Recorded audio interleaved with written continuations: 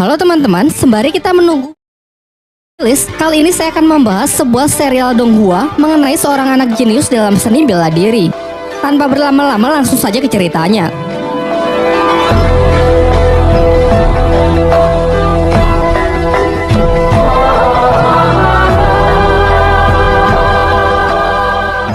Adegan pertama diperlihatkan seekor rubah putih yang tengah berlari menghindari kejaran para pasukan yang mengincar batu pusaka yang ia bawa. Namun karena sudah terkepung, rubah tersebut memutuskan untuk meledakkan dirinya sendiri. Scene beralih ke sebuah rumah yang memperlihatkan seorang pria bernama Li Xiaowu yang tengah mabuk-mabukan. Hal ini karena pada 6 tahun yang lalu ia gagal mengalahkan petarung dari klan lain dalam sebuah turnamen antar klan yang membuatnya depresi selama bertahun-tahun. Putranya yang masih kecil bernama Lindong berlari keluar sembari mengingat masa lalu dari sang ayah pada 6 tahun silam. Pada waktu itu, ayahnya bertanding di final turnamen melawan Ling Langtian, seorang petarung yang terkenal sangat kuat dari klannya. Namun ayahnya yang memikul harapan besar sayangnya bisa dikalahkan hanya dengan sekali serangan saja.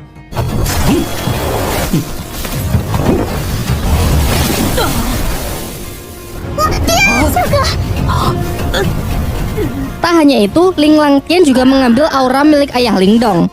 Singkat cerita, beberapa tahun pun telah berlalu dan Lindong kini telah tumbuh remaja. Pada suatu ketika, ia terlibat perkelahian dengan sepupunya yang bernama Ling San bersama teman-temannya yang membuat ia terperosok ke dalam jurang. Dirinya yang sudah terbaring lemas secara kebetulan darahnya menetesi sebuah batu pusaka peninggalan rubah di awal film, membuat batu itu hancur dan ia pun terjatuh. Di dalam gelapnya tempat itu, batu tersebut memancarkan cahaya keemasan yang membuatnya terbangun. Namun saat tersadar ia merasa heran dengan tanda bercahaya yang muncul di telapak tangannya serta luka-lukanya yang sudah sembuh. Saat ia pulang, adiknya yang bernama Ching Tan datang untuk mengajaknya bermain karena tak bisa tidur. Seusai bermain, ia juga langsung pergi. Saat Lindong terlelap tidur, kejadian aneh pun terjadi kembali. Ia bermimpi berada di sebuah dimensi biru gelap yang banyak terdapat pohon bambu. Saat ia masih kebingungan, tiba-tiba ia diserang sosok misterius yang perawakannya sangat mirip dengannya. Pertarungan pun tak terhindarkan, yang memperlihatkan kekuatan mereka benar-benar seimbang.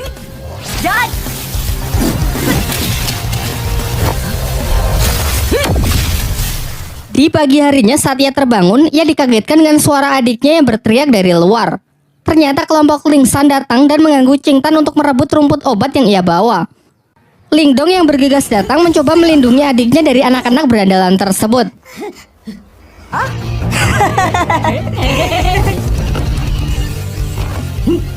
Diperlihatkan kemampuan Lindong yang sudah meningkat pesat mampu menangkis seluruh serangan dari Ling San.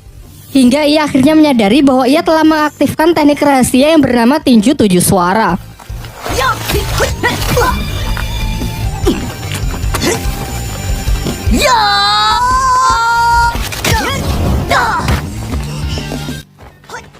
Untung saja pertarungan yang semakin serius itu akhirnya dapat dihentikan oleh kakak Ling San yang diketahui bernama Lin Hong. Sebelum pergi, ia menginfokan bahwa tak lama lagi akan diadakan turnamen di klan mereka untuk menentukan pertarung terkuat di klan Lin. Lin Hong yang sangat percaya diri mengatakan bahwa setelah menang nanti ia akan menikahi Ching Tan. Saat kembali, sang ayah menunjukkan gerakan teknik tinju suara yang baik dan benar kepada Lindong.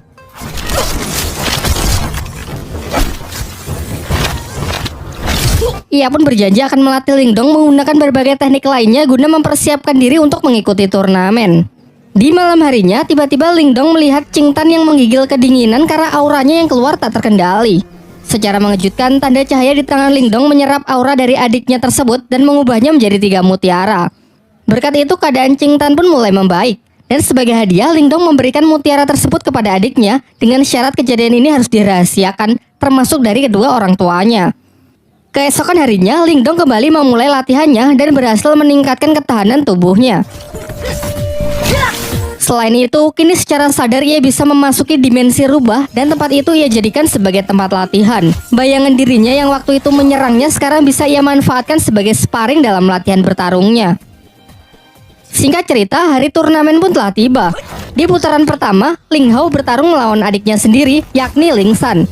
Dari segi kekuatan, kecepatan maupun pengalaman bertarung jelas sang kakak lebih unggul. Di putaran kedua, Ching Tan maju sebagai penantang selanjutnya karena tak ingin dinikahi oleh Ling Hao. Namun lagi-lagi Ling Hao menunjukkan kemampuannya yang memang berada di level yang berbeda. Tak lama setelah itu, Ling Dong akhirnya datang dan maju sebagai penantang terakhir. Dalam pertempuran itu, semua dibuat sangat terkejut melihat peningkatan kekuatan tempur Ling Dong, ditambah lagi ia mampu menggunakan teknik tinju 7 suara. Belum lagi peningkatan durability-nya yang mencapai level tinggi dapat menahan seluruh tekanan yang diberikan oleh Ling Hao. Tak hanya mampu menangkis seluruh serangan dari lawannya, Ling Dong yang mampu mempraktekkan latihannya di dalam dimensi lain dapat melancarkan serangan-serangannya yang secara akurat membuat Ling Hao sangat kewalahan.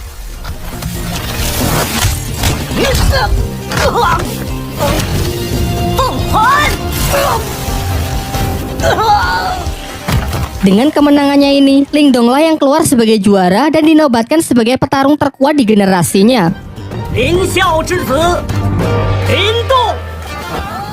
Setelah turnamen berakhir, kakek Ling Dong selaku ketua klan Lin menjelaskan kepada kedua putranya bahwa dua klan tetangga, yakni klan Lei dan klan Xin akan bergabung melalui pernikahan anak-anak mereka.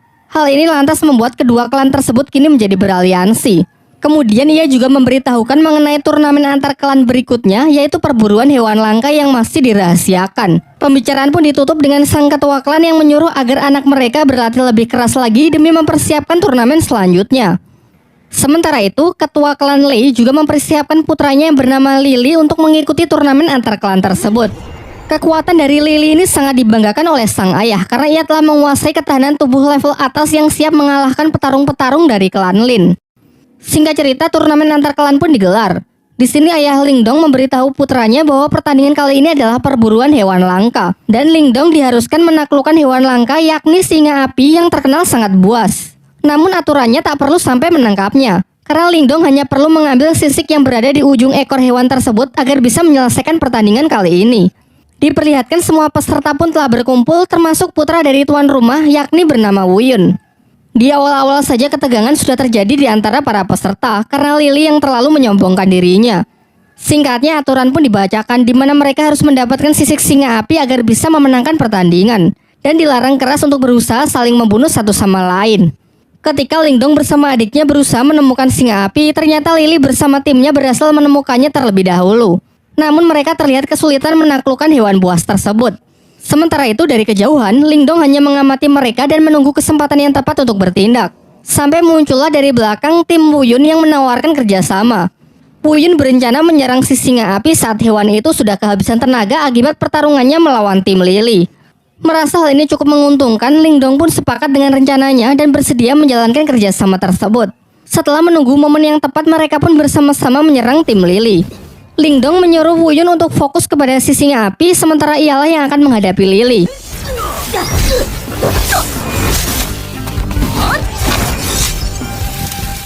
Singkatnya, berkat kerjasama yang baik, Wu Yun mendapatkan kesempatan untuk menebas sisik singa api tersebut dan segera pergi meninggalkan medan pertempuran setelah mendapatkannya. Sayangnya Wu Yun yang terlalu senang akhirnya lengah dan masuk ke dalam jebakan Lily yang sebenarnya sudah disiapkan untuk menangkap si singa api. Saat Ling Dong menyusul, ia terlambat karena Lily sudah mengambil sisik singanya dan dengan kejam menendang Wu Yun hingga terperosok ke dalam sarang si singa api. Ling Dong yang memiliki jiwa setia kawan mengabaikan sisik singa itu dan segera menyusul Wu Yun untuk mencoba menyelamatkannya. Sedangkan Lily bersama timnya telah kembali dan dengan bangga menunjukkan sisik singa api yang telah ia dapatkan. Ia juga menceritakan bahwa Wu Yun dan Ling Dong mungkin tak akan kembali karena sudah mati akibat kecerobohannya terpeleset jatuh ke dalam sarang si singa api. Akan tetapi di tengah ketegangan itu, secara mengejutkan Ling Dong dan Wu Yun ternyata berhasil kembali dengan selamat. Tetapi Lily tetap yakin kalau ialah pemenangnya karena telah membawa sisik si singa api. Di sini semuanya dibuat kembali terkejut melihat Ling Dong dan Wu Yun yang justru membawa dua anak singa api. Kemudian Ling Dong menceritakan mengenai kejadian yang sesungguhnya, mengenai Lily yang sudah melanggar aturan dengan berusaha membunuhnya. Tapi setelah masuk ke dalam sarang singa api, di sana mereka malah menemukan dua anak singa api yang terlantar karena induknya mati setelah sisiknya diambil. Karena merasa kasihan, akhirnya mereka pun sepakat membawa dua hewan tersebut. Kini telah diputuskan bahwa ketiganya berhasil menyelesaikan pertandingan ini dengan baik. Namun tetap saja hanya akan dipilih satu pemenang di mana mereka diharuskan bertarung untuk menentukan siapa yang terkuat dan layak mendapatkan gelar Raja Pemburu. Akan tetapi ketua dari klan Lei yang sangat menginginkan bayi singa api yang merupakan hewan sangat langka, ia pun mengusulkan untuk membuat taruhan dengan pertarungan anak-anak mereka. Kesepakatannya, jika ketua Lei menang, maka bayi singa Ling Dong akan menjadi miliknya. Dan jika ia kalah, ia bersedia menyerahkan pabrik kayu milik klannya. Pernyataannya ini sontak membuat semuanya sangat terkejut karena pabrik kayu adalah aset yang sangat berharga milik klan Lee dan ia mau bertaruh demi bayi singa tersebut. Sempat terjadi kekhawatiran karena kepercayaan diri dari ketua Lee ini bukan tanpa alasan. Putranya tersebut memanglah terkenal memiliki kemampuan di atas rata-rata dari anak-anak lain. Namun Lindong menepis kekhawatiran itu dan siap menerima tantangan yang dilemparkan. Singkat cerita, pertarungan mereka pun dimulai. Di awal, Lily dengan bangga menunjukkan kalau dirinya telah mencapai kekuatan tingkat Yuan duniawi. Namun Lindong juga menunjukkan level yang sama dengan Lily yang membuat semuanya sangat terkejut. Terungkap bahwa ternyata kemarin sebelum berangkat turnamen, sang ayah memberi Lindong mutiara yin, yaitu semacam pil penambah aura.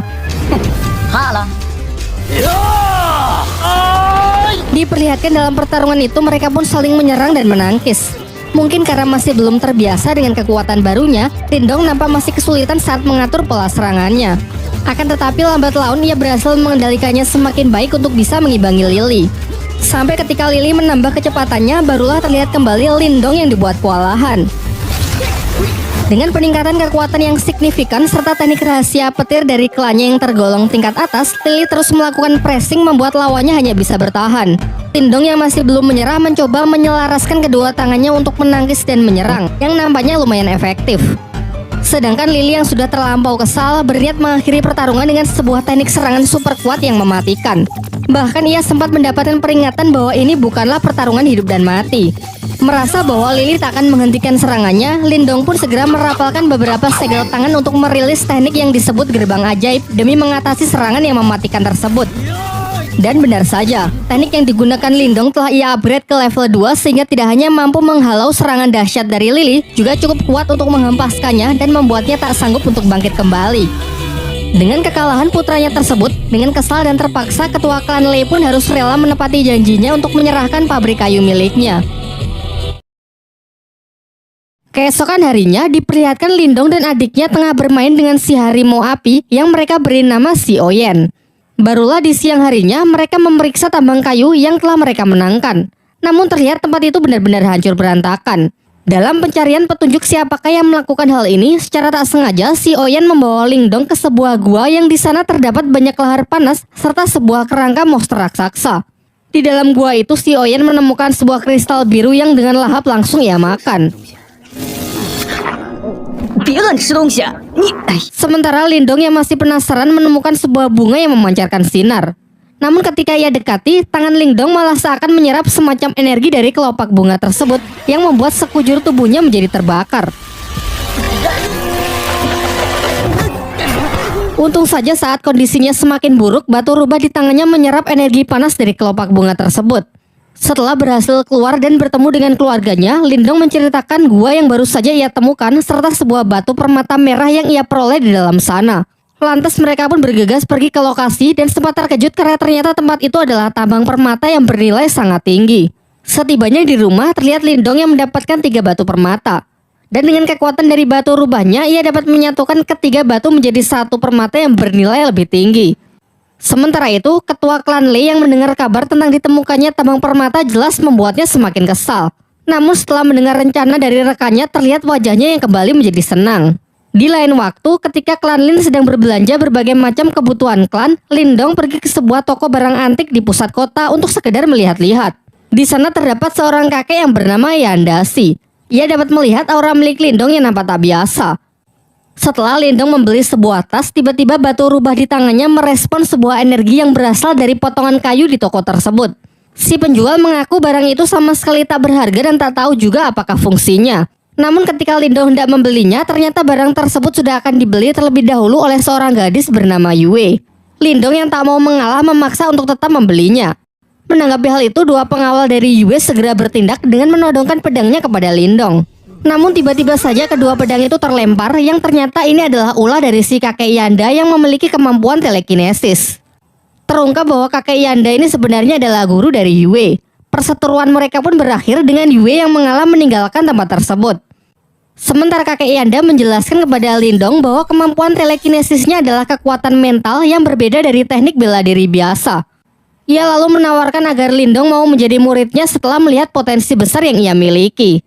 Namun Lindong memilih untuk menolak tawaran tersebut karena takut kalau rahasia kekuatan batu rubah di tangannya bisa terbongkar. Kakek Yanda pun sama sekali tidak memaksa dan menghormati keputusan Lindong. Namun sebelum pergi, ia memberikan sebuah buku untuk bisa ia pelajari. Sementara itu, di area tambang datang sekelompok orang dari desa Naga Hitam yang ingin melakukan invasi.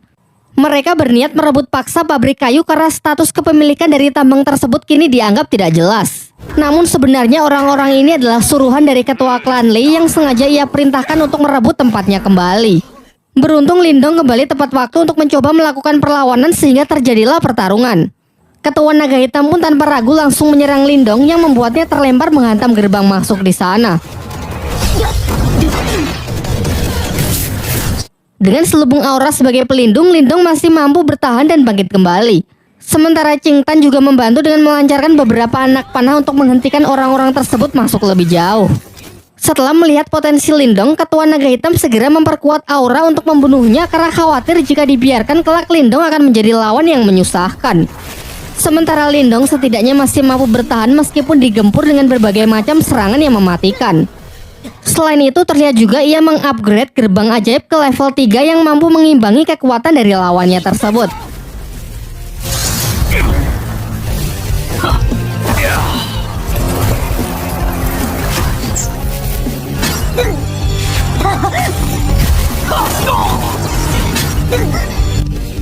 Ketika telah kehabisan energi, entah bagaimana Lindong mampu mengisi ulang energinya dengan menyerap energi alam.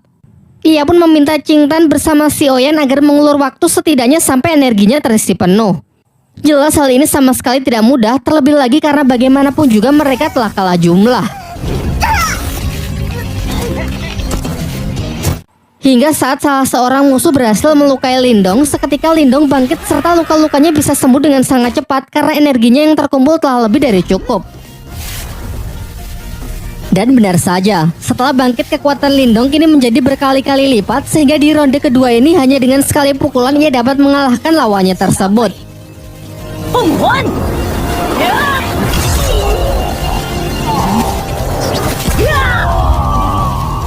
Ketua klan Lei yang mendapatkan kabar bahwa orang-orangnya berhasil dikalahkan sangat terkejut. Terlebih lagi yang mengalahkannya hanya Lindong yang cuma seorang diri.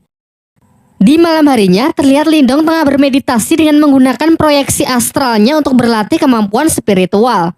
Terinspirasi dari kakek Yanda yang ia temui beberapa waktu yang lalu, ia juga mencoba latihan teknik telekinesis dengan mengendalikan benda-benda kecil di tempat tersebut.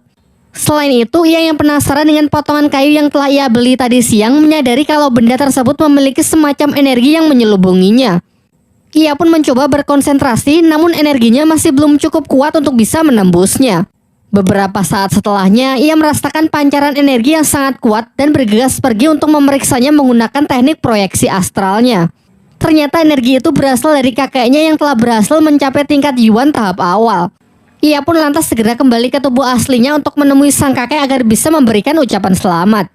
Akan tetapi sang kakek justru menjelaskan bahwa ini hanyalah tingkat Yuan di tingkat awal. Masih ada beberapa tingkat lagi sebelum mencapai tingkat tertinggi. Kemudian ia mengungkapkan bahwa tadi ia sempat merasakan kekuatan mental teknik proyeksi astral yang mendekat, meskipun sesaat langsung menghilang. Namun di sini ia tak tahu kalau kekuatan itu adalah kekuatan milik Lindong. Topik pun berganti. Paman Lindong menyampaikan bahwa tadi ia mendapatkan undangan dari klan Lei untuk membahas mengenai sebuah kerjasama bisnis dengan klan Lin. Singkatnya setelah cukup berdiskusi, mereka pun sepakat untuk menghadiri undangan tersebut. Keesokan harinya mereka mendatangi rumah utama milik klan Lei. Namun hanya para tetua klan saja yang diperbolehkan untuk masuk. Di saat sedang menunggu, Lindong merasakan ada kekuatan mental yang sangat kuat di sekitarnya yang sedang menggunakan teknik astralnya untuk mengintai. Sementara di dalam ruangan, para tetua klan tengah membicarakan mengenai ajakan kerjasama membangun bisnis untuk keuntungan bersama dengan sistem bagi hasil. Akan tetapi klan Lin keberatan karena dalam kesepakatan itu, ketua klan Lei lah yang akan menjadi pemimpin. Sementara klannya hanya akan menjadi bawahannya saja. Di sini terbongkarlah kedok dari ketua klan Lei yang sebenarnya ingin menjadi penguasa di kota tempat mereka. Perdebatan itu pun semakin memanas yang malah membawa mereka dalam sebuah pertarungan.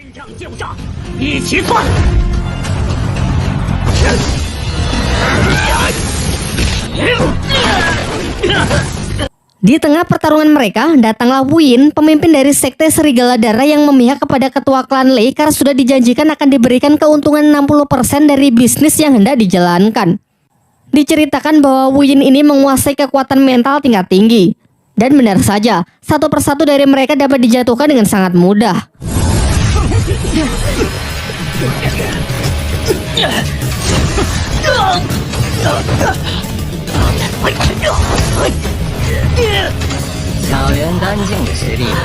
Lindong pun tak tinggal diam. Ia berusaha melindungi anggota klannya dengan melawan Gu Yin sendirian.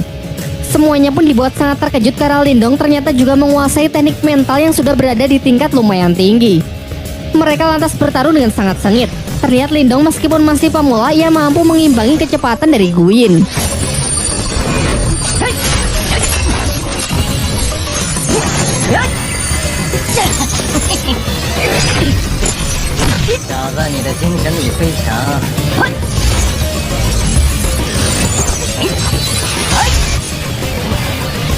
Sampai mereka saling mengadu teknik astral melalui duel udara, namun sayangnya tetap saja Wu Yin lebih unggul dan mampu menekan Lindong.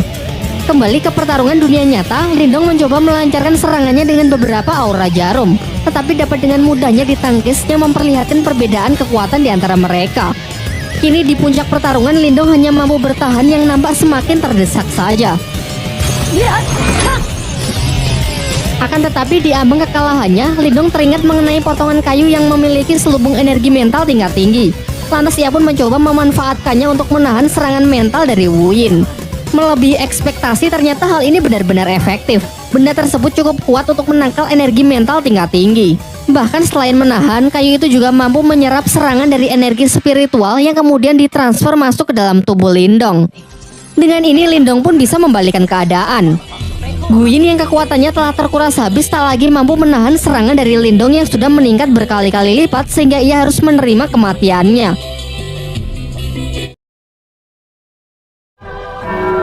Beberapa lama setelah pertarungan itu, orang-orang dari sekte Serigala Darah yang dipimpin oleh Wei Tong berniat balas dendam kepada klan Lin karena telah membunuh Gu Yin.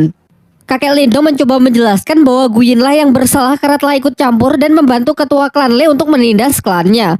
Ia pun kemudian menawarkan sebuah jalur damai dengan menanyakan apa yang perlu dilakukan agar Wei Tong bisa melupakan dendamnya tersebut. Wei Tong menjawab bahwa ia mau orang yang telah membunuh Gu Yin dan tabang permata milik klan Lin diserahkan kepadanya, serta seluruh orang dari klan Lin harus bersedia menjadi budaknya. Jelas kakek Lindong pun menolak hal itu sehingga pertarungan pun tak terelakkan. Sayangnya Wei Tong yang telah mencapai tingkat Yuan level atas dengan mudah bisa mengalahkan kakek Lindong. Sampai akhirnya Lindong datang dan menyatakan akan mengalahkan Wei Tong seorang diri, mengingat dirinya lah yang harusnya bertanggung jawab atas kematian Gu Yin. Tanpa basa-basi, Wei Tong pun langsung melancarkan serangannya terlebih dahulu. Dengan lincah, Lindong memanfaatkan teknik jarum biru sebagai pinjakan untuk melayang. Beberapa tembakan anak panah dilancarkan untuk berusaha menjatuhkan Lindong, termasuk menggunakan anak panah yang dilapisi aura, namun bisa ia hindari dengan sangat mudah.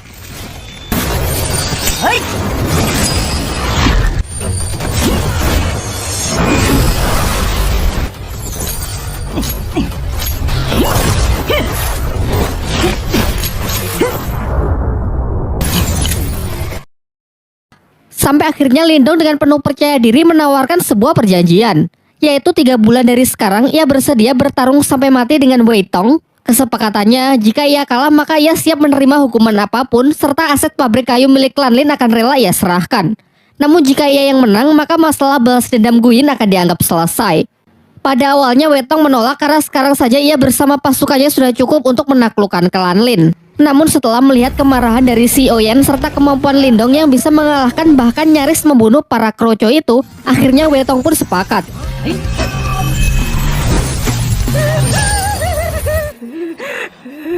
Tetapi ia merasa kalau 3 bulan terlalu lama, sehingga ia ingin mempersingkatnya menjadi 2 bulan saja.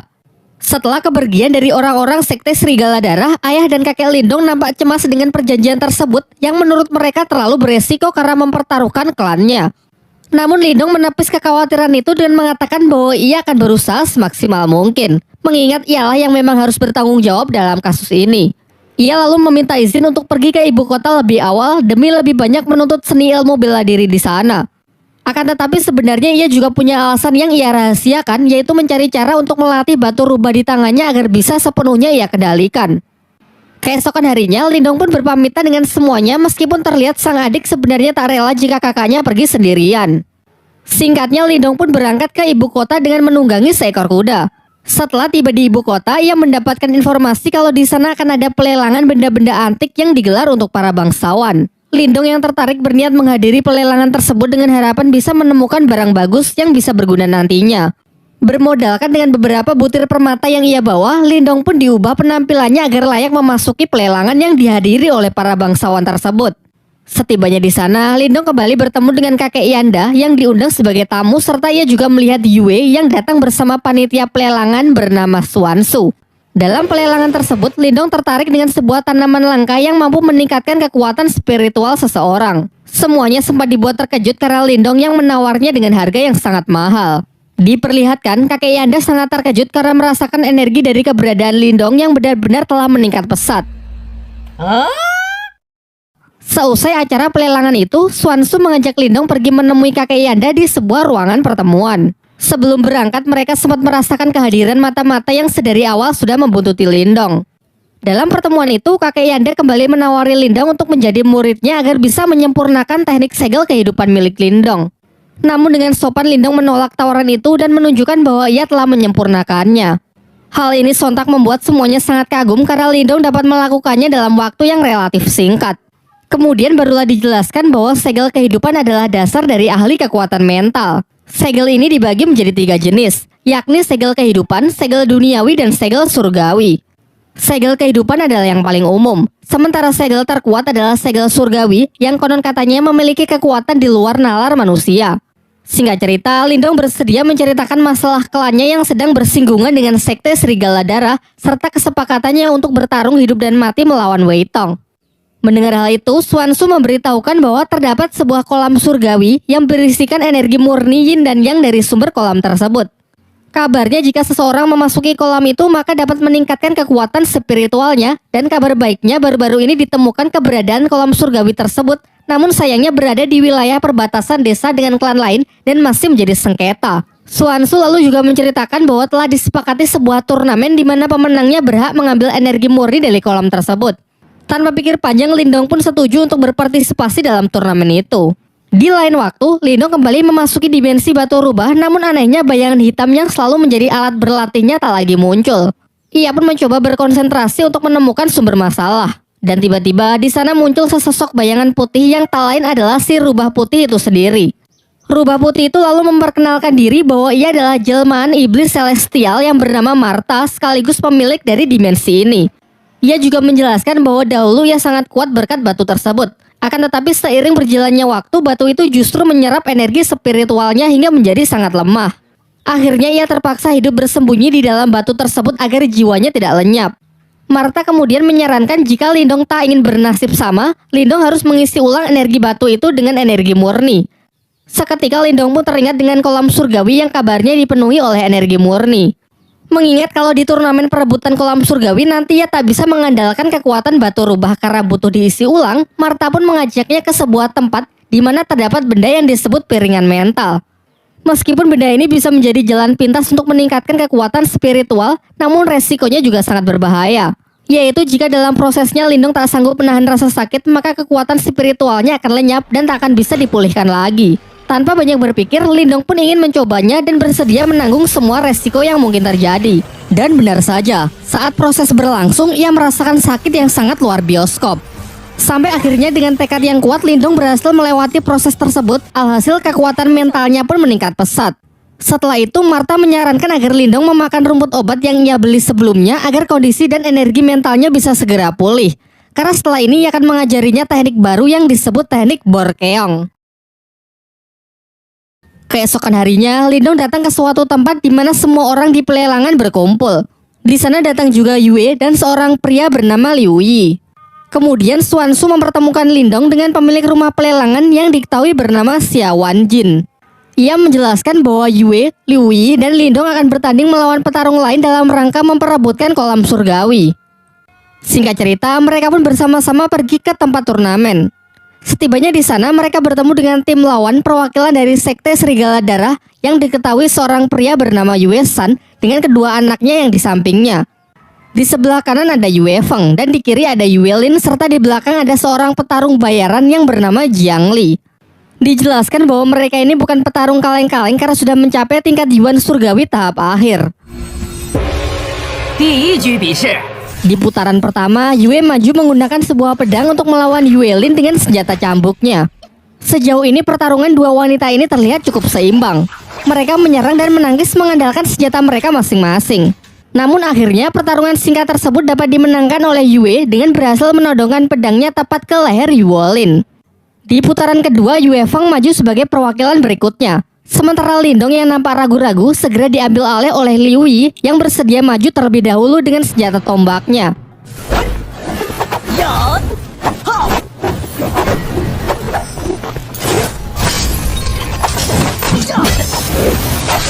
Di tengah pertarungan, Partha merasakan ada sebuah gejolak energi dari dalam kolam surgawi.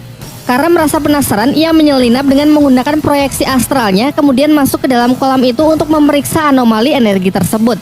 Namun karena ia hanya menggunakan wujud astralnya, ia tak sanggup menyelam terlalu dalam. Kembali ke arena pertarungan. Diperlihatkan kalau perwakilan tim lawan dapat memenangkan pertarungan di putaran kali ini. Pertarungan selanjutnya adalah babak penentu, di mana Lindong akan menjadi harapan terakhir untuk bisa mendapatkan hak dari kolam surgawi. Dengan nada yang sedikit menggoda, Xuan Su menyemangatinya agar bisa memenangkan pertarungan penentu tersebut. Sementara di pihak lawan, Jiang Li si tentara bayaran maju untuk menghadapi Lindong. Di awal, Jiang Li mengatakan bahwa ini akan menjadi pertarungan sampai mati. Jadi jika ingin menyerah, inilah saatnya. Namun Lindong sama sekali tak gentar dengan gertakan itu dan segera bersiap memasang kuda-kudanya. Serangan pertama dapat ia tangkis dengan mudah. Dilanjutkan dengan beberapa gerak serangan juga ia lancarkan untuk mencoba mencari titik lemah dari pertahanan lawannya. So far, nampak keduanya masih seimbang sampai mengadu kekuatan aura mereka. Cukup khawatir melihat kekuatan Jiang Li yang telah mencapai tingkat Yuan Surgawi. Namun tak kalah mengejutkan kalau menyaksikan energi mental tingkat tinggi Lindong yang seketika mampu menghentikan pergerakan lawannya. Dilanjutkan dengan serbuan jarum aura yang semakin merepotkan Jiang Li.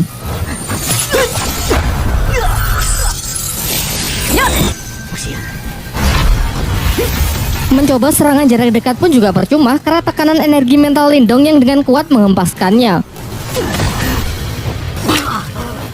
Saat semua merasa kalau Lindong telah memenangkan pertandingan itu, Jiang Li bangkit dengan aura merah yang membara. Ternyata ia menguasai sebuah teknik rahasia yang memungkinkan seseorang mengkonversikan darahnya menjadi energi. Hal ini membuat kekuatannya meningkat pesat dalam beberapa saat, meskipun teknik ini dinilai sangat berbahaya dan memiliki resiko yang sangat tinggi. Beberapa kali serangan pun dilancarkan yang hanya dapat Lindong hindari. Bahkan serbuan jarum aura pun benar-benar sudah tidak mempan.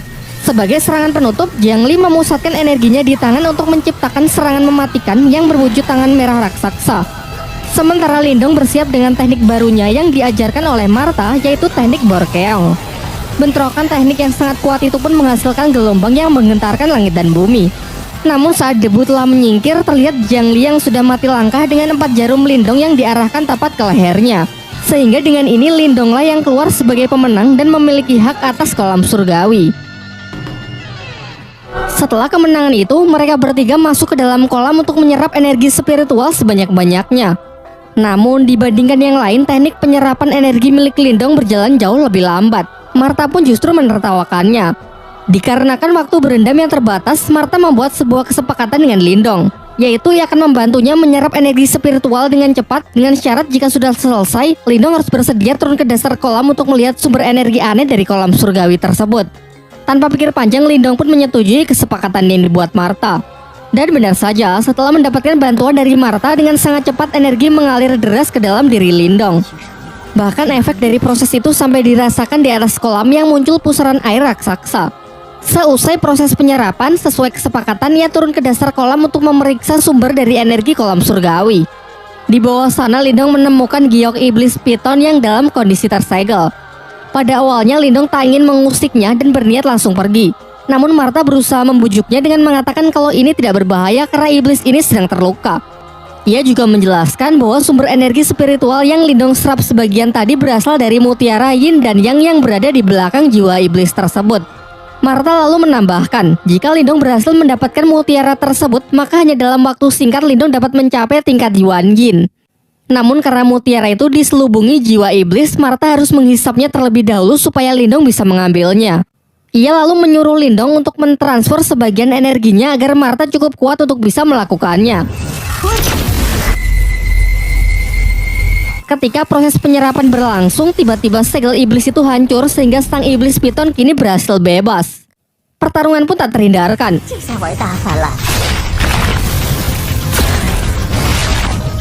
Di sini Martha berusaha mengalihkan perhatian ular piton itu supaya Lindong memiliki cukup waktu untuk mengambil mutiaranya.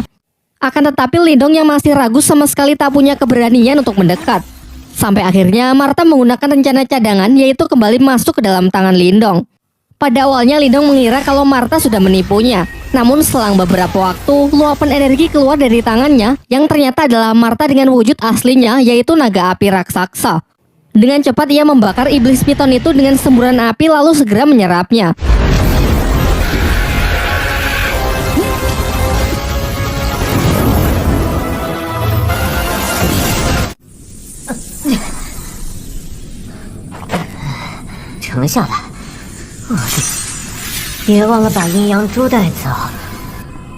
Setelah mereka semua kembali, Xiao Wanjin dan yang lainnya merasa khawatir dengan kondisi Lindong yang terlihat sangat pucat akibat penyerapan energi dari kolam surgawi yang dinilai terlalu banyak. Namun Lindong menepis kekhawatiran itu dengan mengatakan kalau dirinya baik-baik saja. Ia menegaskan asalkan ia bisa segera naik tingkat dan bisa mengalahkan Wei Tong dari Sekte Serigala Darah, apapun rela ia lakukan. Dalam pembicaraan itu, Xiao Wanjin menjelaskan bahwa Sekte Serigala Darah selama ini juga menjadi musuh bebuyutan bagi pihaknya. Terlebih lagi karena Lindong telah membantunya mendapatkan kolam surgawi, ia pun bersedia memberikan bantuan apapun. Di akhir pembicaraan, Swanshu memberikan buku langka dari pelelangan kemarin yang berisi teknik-teknik rahasia agar bisa Lindong pelajari demi mempersiapkan dirinya agar bisa menang melawan Wei Tong. Di malam harinya, Lindong mempelajari buku pemberian Swanshu untuk mengendalikan energi yang telah ia serap sebelumnya. Ia kemudian kembali masuk ke dalam dimensi rubahnya. Di sana ia melihat bayangan dirinya yang kini telah pulih. Bahkan bayangan tersebut juga telah membuka aliran energi spiritual tingkat 22 Vena. Lantas ia pun segera menirukan gerakan dari bayangan itu dan seketika ia juga berhasil membuka aliran energi spiritual tingkat 22 Vena. Sekaranglah saatnya ia mencoba mutiara yin yang ia dapat dari kolam surgawi. Pertama-tama dengan menggunakan energinya sendiri, ia mencoba memurnikan mutiara tersebut. Meskipun di percobaan pertama ia sempat gagal, sampai akhirnya dengan mengerahkan seluruh tenaganya, ia berhasil menetralkan mutiara itu yang kemudian langsung ia telan.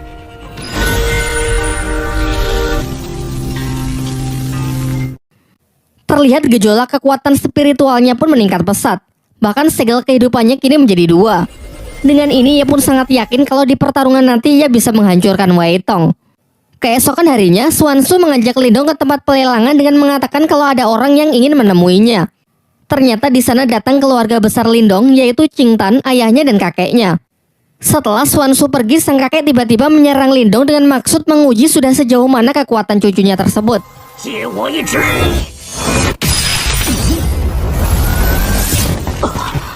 Dan setelah beradu kekuatan, hasilnya benar-benar mengejutkan karena kini Lindong telah mencapai tingkat Yuan dan awal. Kakeknya lalu menjelaskan bahwa dalam sejarah klan Lin, Lindong adalah orang termuda yang bisa mencapai tingkat tersebut. Singkat cerita, hari pertarungan pun telah tiba, di mana Lindong harus berhadapan melawan Wei Tong dari Sekte Serigala Darah dalam pertarungan hidup dan mati. Semua orang datang menyaksikan pertarungan mereka, termasuk keluarga Lindong. Namun tanpa mereka sadari ada mata-mata dari pihak Wei Tong di belakang mereka. Ketika nama mereka disebut, Lindong dan Wei Tong segera memasuki arena. Di sini Wei Tong cukup terkejut melihat peningkatan kekuatan Lindong yang juga sudah mencapai tingkat Yuan dan awal. Wei Tong lalu maju untuk memulai serangannya yang dengan cepat langsung disambut dengan baik oleh Lindong. Sayangnya peningkatan kekuatan Wei Tong juga tak kalah mengesankan. Ia berhasil menekan Lindong hingga hampir jatuh keluar arena. Namun ternyata arena pertarungan mereka dilindungi semacam penghalang dari energi mental yang mencegah para petarung melarikan diri. Hal ini dianggap wajar karena mereka telah menyatakan akan bertarung sampai mati. Wei Tong kembali melancarkan serangannya, yaitu pukulan keras bertubi-tubi. Sementara Lindong terlihat kewalahan menahan tekanan yang terus diberikan. Sejauh ini nampaknya Wei Tong lah yang menguasai jalannya pertempuran. Teknik demi teknik Lindong lancarkan akan tetapi sama sekali tak berefek. Ialah yang justru menerima pukulan mentah dari Wei Tong yang tepat mengarah ke dadanya. Terdengar sorak dari para penonton yang meragukan Lindong membuat pihaknya semakin cemas kalau Lindong tak akan mampu bertahan.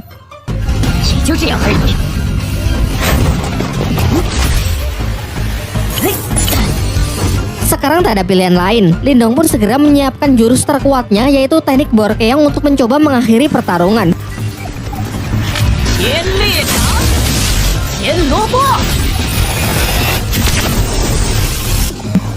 Sebenarnya serangan Lindong ini bisa saja mengalahkan Wei Tong. Namun Wei Tong menggunakan cara licik dengan menyuruh mata-matanya menyandera Qing Tan sehingga membuat Lindong kehilangan konsentrasinya. Sementara kakek Yanda berusaha membantu dengan mencoba mendekati mata-mata tersebut. Di arena, Lindong benar-benar tidak bisa fokus bertarung karena melihat adiknya dalam bahaya. Alhasil serangan-serangan Wei Tong pun banyak yang masuk.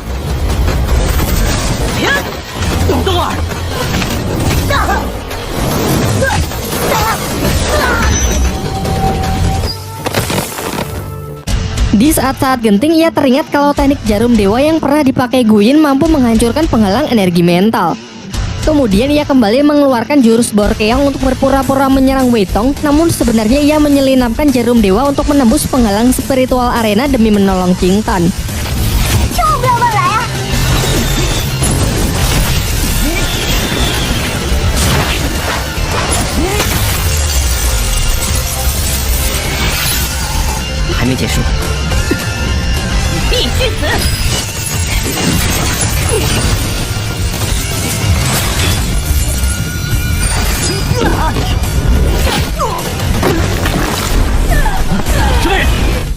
Saat si mata-mata hendak mencoba menyerang lagi, datanglah kakek Yanda yang membantu mengalahkannya.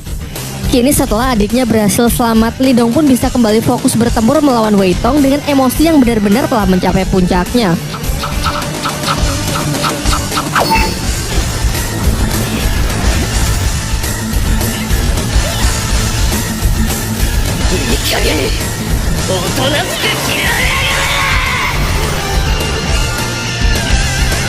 Setelah menerima gempuran serangan dari Lindong, Wei Tong pun benar-benar sudah kehabisan tenaga dan ia pun mengaku kalah. Namun Lindong malah mengatakan bahwa ini adalah pertarungan sampai mati, di mana pertarungan belum selesai jika tak ada salah satu pihak yang mati.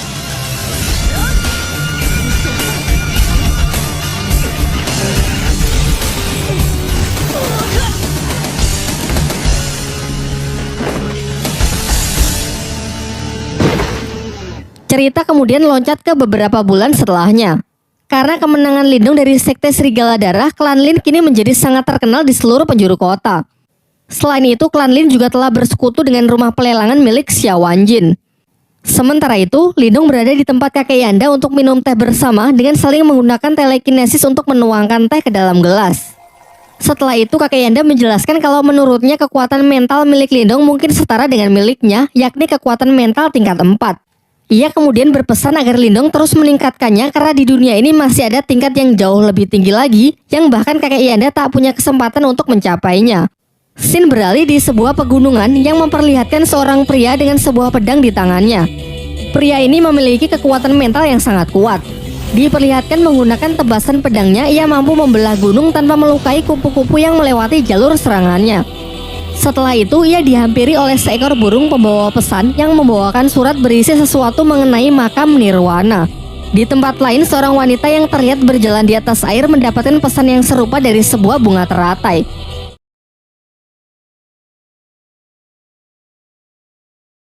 Di awal film terlihat rombongan klan Lin sedang dalam perjalanan untuk mengantarkan batu permata. Namun di tengah jalan mereka diserang oleh sekelompok bandit yang ingin merampok mereka.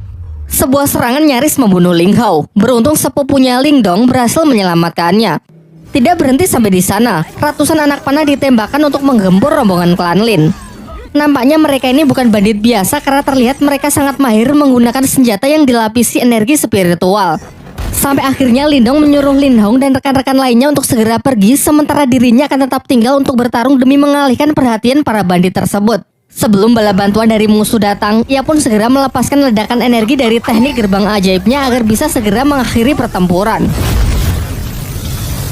Setelah kembali, Lindong menceritakan apa yang baru saja ia alami kepada ayah dan kakeknya. Sang kakek mengatakan bahwa tidak heran banyak orang jahat yang mengincar klan Lin demi mendapatkan batu permata yang sangat berharga mereka.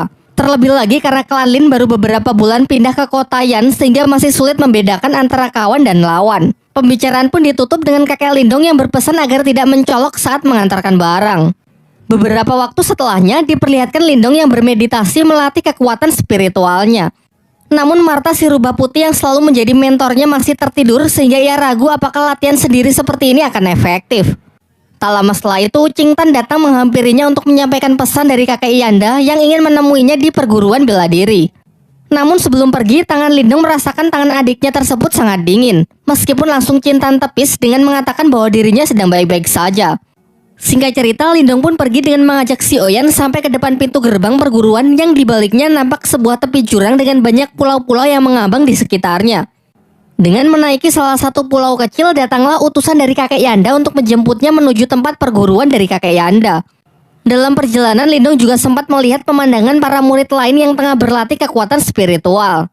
Singkatnya, ketika ia sudah sampai di kediaman kakek Yanda, tiba-tiba sebuah serangan datang yang ternyata berasal dari Yue, salah satu murid senior dari kakek Yanda. Di sini ia nampak bersikap dingin kepada Lindong dan bermaksud menantangnya bertarung untuk menguji kemampuan Lindong.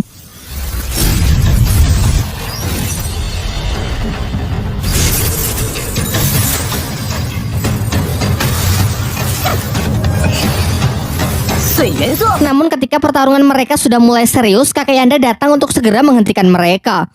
Kakek Yanda lalu menjelaskan bahwa tak lama lagi akan diadakan pertandingan antar perguruan bela diri yang disebut pertarungan menara. Namun di dua pertandingan sebelumnya perguruan bela dirinya telah mengalami kekalahan, sehingga jika pertandingan kali ini ia kalah lagi, maka kepemimpinan dari perguruannya akan diambil alih oleh perguruan bela diri dari kota sebelah, yakni perguruan bela diri kota Tianhou. Jadi tujuannya memanggil Yue dan Lindong adalah untuk meminta bantuan agar mereka bersedia berpartisipasi mewakili perguruan bela diri kota Yan miliknya. Menurutnya dengan kekuatan spiritual Lindong yang telah mencapai tingkat lumayan tinggi, ia yakin kalau Lindong bisa memberikannya harapan. Lindong pun bersedia membantu mengingat jasa kakek Yanda yang beberapa waktu yang lalu telah menyelamatkan nyawa adiknya. Setelah pembicaraan mereka, kakek Yanda meminta Yue agar menemani Lindong berkeliling. Di sisi lain di kota Tianhou diperlihatkan seorang kakek bernama Han Yu memiliki beberapa murid dengan kekuatan spiritual tingkat tinggi.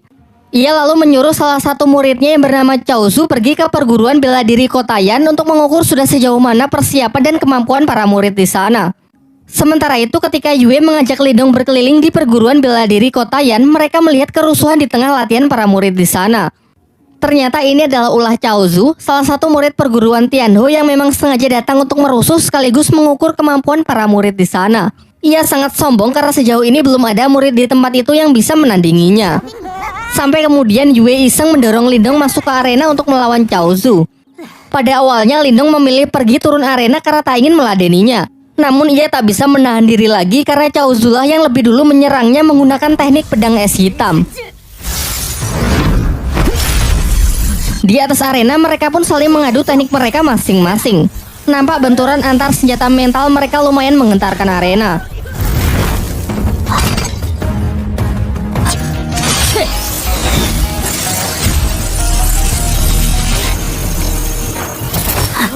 Cao Zu ternyata tak hanya membual. Dengan teknik pedang es hitamnya ia cukup sukses menekan jarum dewa milik Lindong. Namun di ujung pertarungan Lindong mencoba teknik barunya dengan menahan serangan Cao Zu menggunakan segel batu rubah di tangannya. Nampaknya segel rubah itu tak hanya menahan, tangan Lindong seakan menyerap energi spiritual dari lawannya tersebut. Ketika lawannya ingin melarikan diri, Lindong sejenak menghentikannya dan mengambil senjata dari lawannya tersebut.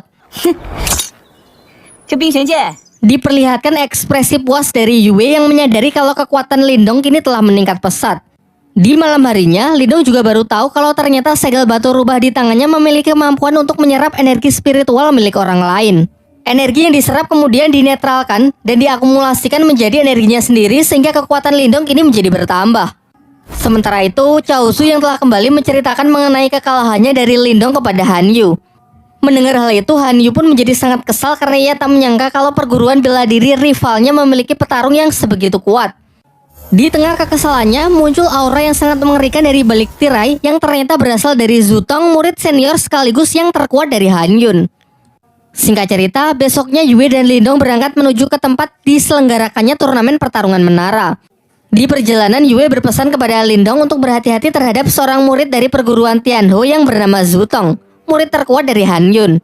Setibanya di sana, semua peserta lain ternyata sudah berkumpul. Sembari menunggu para guru tiba, Chaozu mengadu ke kakak seperguruannya yang bernama Liu Long perihal Lindong yang telah menghajar dan menyita pedang esnya. Pada awalnya, Liu Long basa-basi dengan menyapa Lindong dan meminta agar senjata adik seperguruannya tersebut dikembalikan. Namun Lindong malah berdalih karena menurutnya itu sepadan dengan kelakuan Chaozu yang telah membuat rusuh di tempatnya. Ketika suasana semakin tegang, Yue berusaha menengahi agar jangan membuat keributan sebelum pertandingan dimulai. Tak lama setelah itu, datanglah para guru yaitu Han Yun dan kakek Yanda menghampiri mereka. Kakek Yanda lalu menjelaskan bahwa aturan dari pertarungan menara cukup sederhana, yaitu siapa yang bisa naik ke tingkat tertinggi dan mampu bertahan dalam waktu yang lama maka ialah yang akan menjadi pemenangnya. Namun sebelum menyelesaikan kalimatnya, Han Yun menyela dan menyuruhnya agar segera membuka gerbang menara agar pertandingan bisa segera dimulai.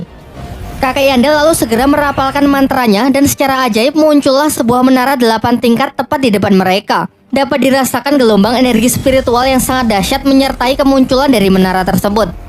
Setelah pintu dibuka, pertarungan menara pun dimulai dengan sistem Battle Royale, di mana petarung yang bisa bertahan paling lama dan berhasil naik ke lantai tertinggi maka ialah pemenangnya.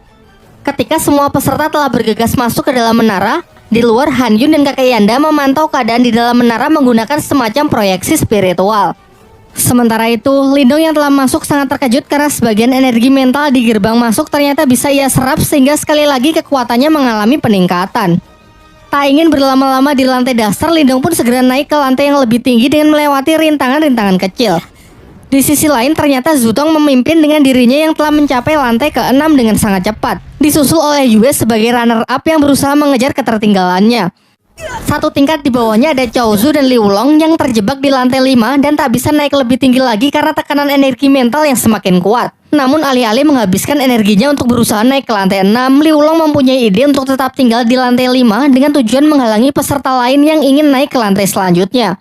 Dan benar saja, Lindong yang baru saja sampai di lantai 5 langsung mereka halangi. Chaozu yang merasa dendam karena Lindong telah mempermalukannya sekarang mencoba untuk membalasnya. Bersama dengan Liu Long, mereka pun mengeroyok Lindong yang cuma sendirian. Akan tetapi Lindong nampak tak takut sedikit pun dan justru memanas-manasi mereka dengan memperlihatkan senjata Chaozu yang kemarin ia sita. Kini ia kendalikan sebagai senjata untuk melawan mereka. Diperlihatkan dari kedua sisi, Chaozu dan Liu Long mengepung Lindong dengan masing-masing teknik mental mereka. Pertarungan pun pecah. Meskipun nampak tak adil dengan pertarungan 2 lawan 1, nyatanya Lindong mampu mengimbangi mereka.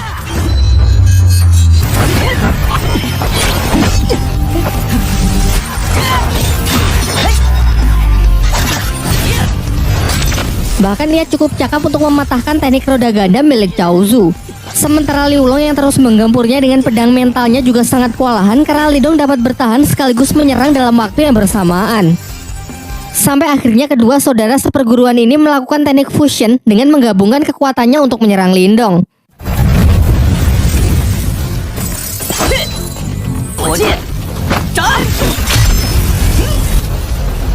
Nampak Lindong yang mulai keringat dingin karena sudah meremehkan mereka. Namun mengingat serangan itu didasari oleh energi mental, dengan segel batu rubahnya Lindong pun dapat menghisapnya sampai kering.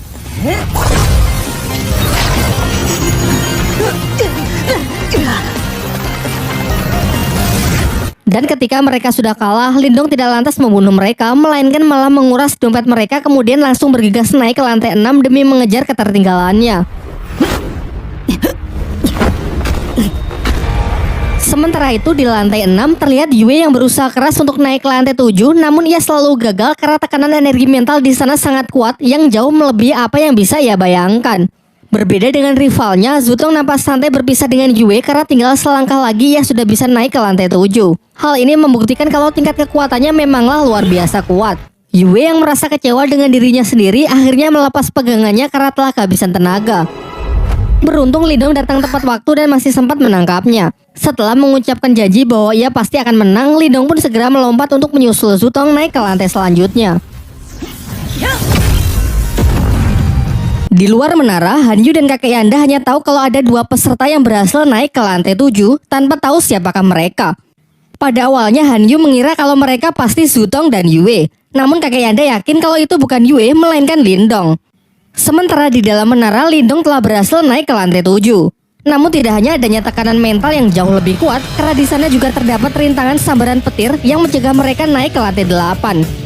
Terlihat Zutong yang sudah berada lebih tinggi sangat terkesan dengan Lindong yang berhasil mencapai lantai ini. Mereka pun mulai berlomba-lomba untuk bisa naik ke lantai 8. Zutong mulai menyerang Lindong untuk memperlambatnya. Akan tetapi dengan cepat Lindong bisa melewati semua rintangan sekaligus melancarkan serangan balik.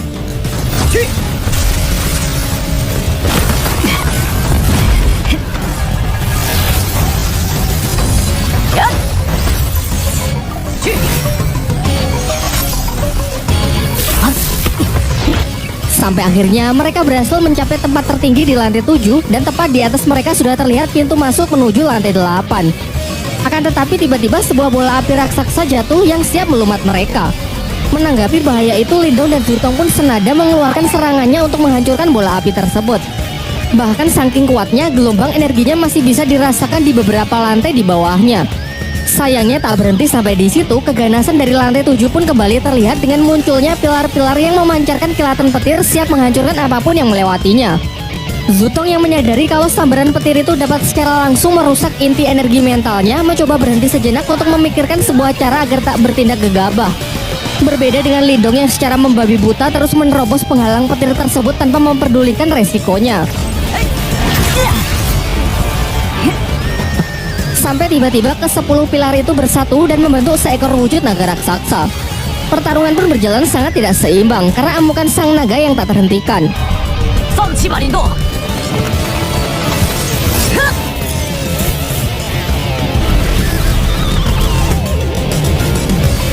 Di saat naga itu melilit Lindong, Lindong baru menyadari bahwa ular ini hanyalah bongkahan energi mental, di mana ini artinya ada kemungkinan kalau ia bisa menyerapnya. Setelah menghisap habis naga tersebut tanpa membuang waktu, Lindong pun langsung melompat ke lantai 8 meninggalkan Zutong. Di luar menara terlihat ada seorang peserta yang telah berhasil naik ke lantai tertinggi. Namun mereka semua beranggapan kalau Zutonglah yang berhasil mencapainya. Sementara itu di dalam lantai 8 terlihat ekspresi puas Lindong karena telah mencapai lantai tertinggi dan bisa memenangkan pertandingan kali ini. Di sana ia menemukan ada semacam prasasti kuno mengenai penyempurnaan teknik energi mental. Sayangnya gagal ia pelajari karena tenaga Lindong yang telah terkuras habis. Namun ia tak lantas menyerah begitu saja. Di sekitarnya ia merasakan ada banyak energi spiritual yang bertebaran. Ia pun bergegas menyerapnya untuk mengisi ulang tenaga sekaligus agar kekuatannya bisa naik ke tingkat 3. Di waktu yang bersamaan, para peserta yang telah gagal satu persatu keluar dari menara. Namun semua dibuat sangat terkejut saat melihat Zutong juga keluar dari menara itu dan mengakui kekalahannya dari Lindong.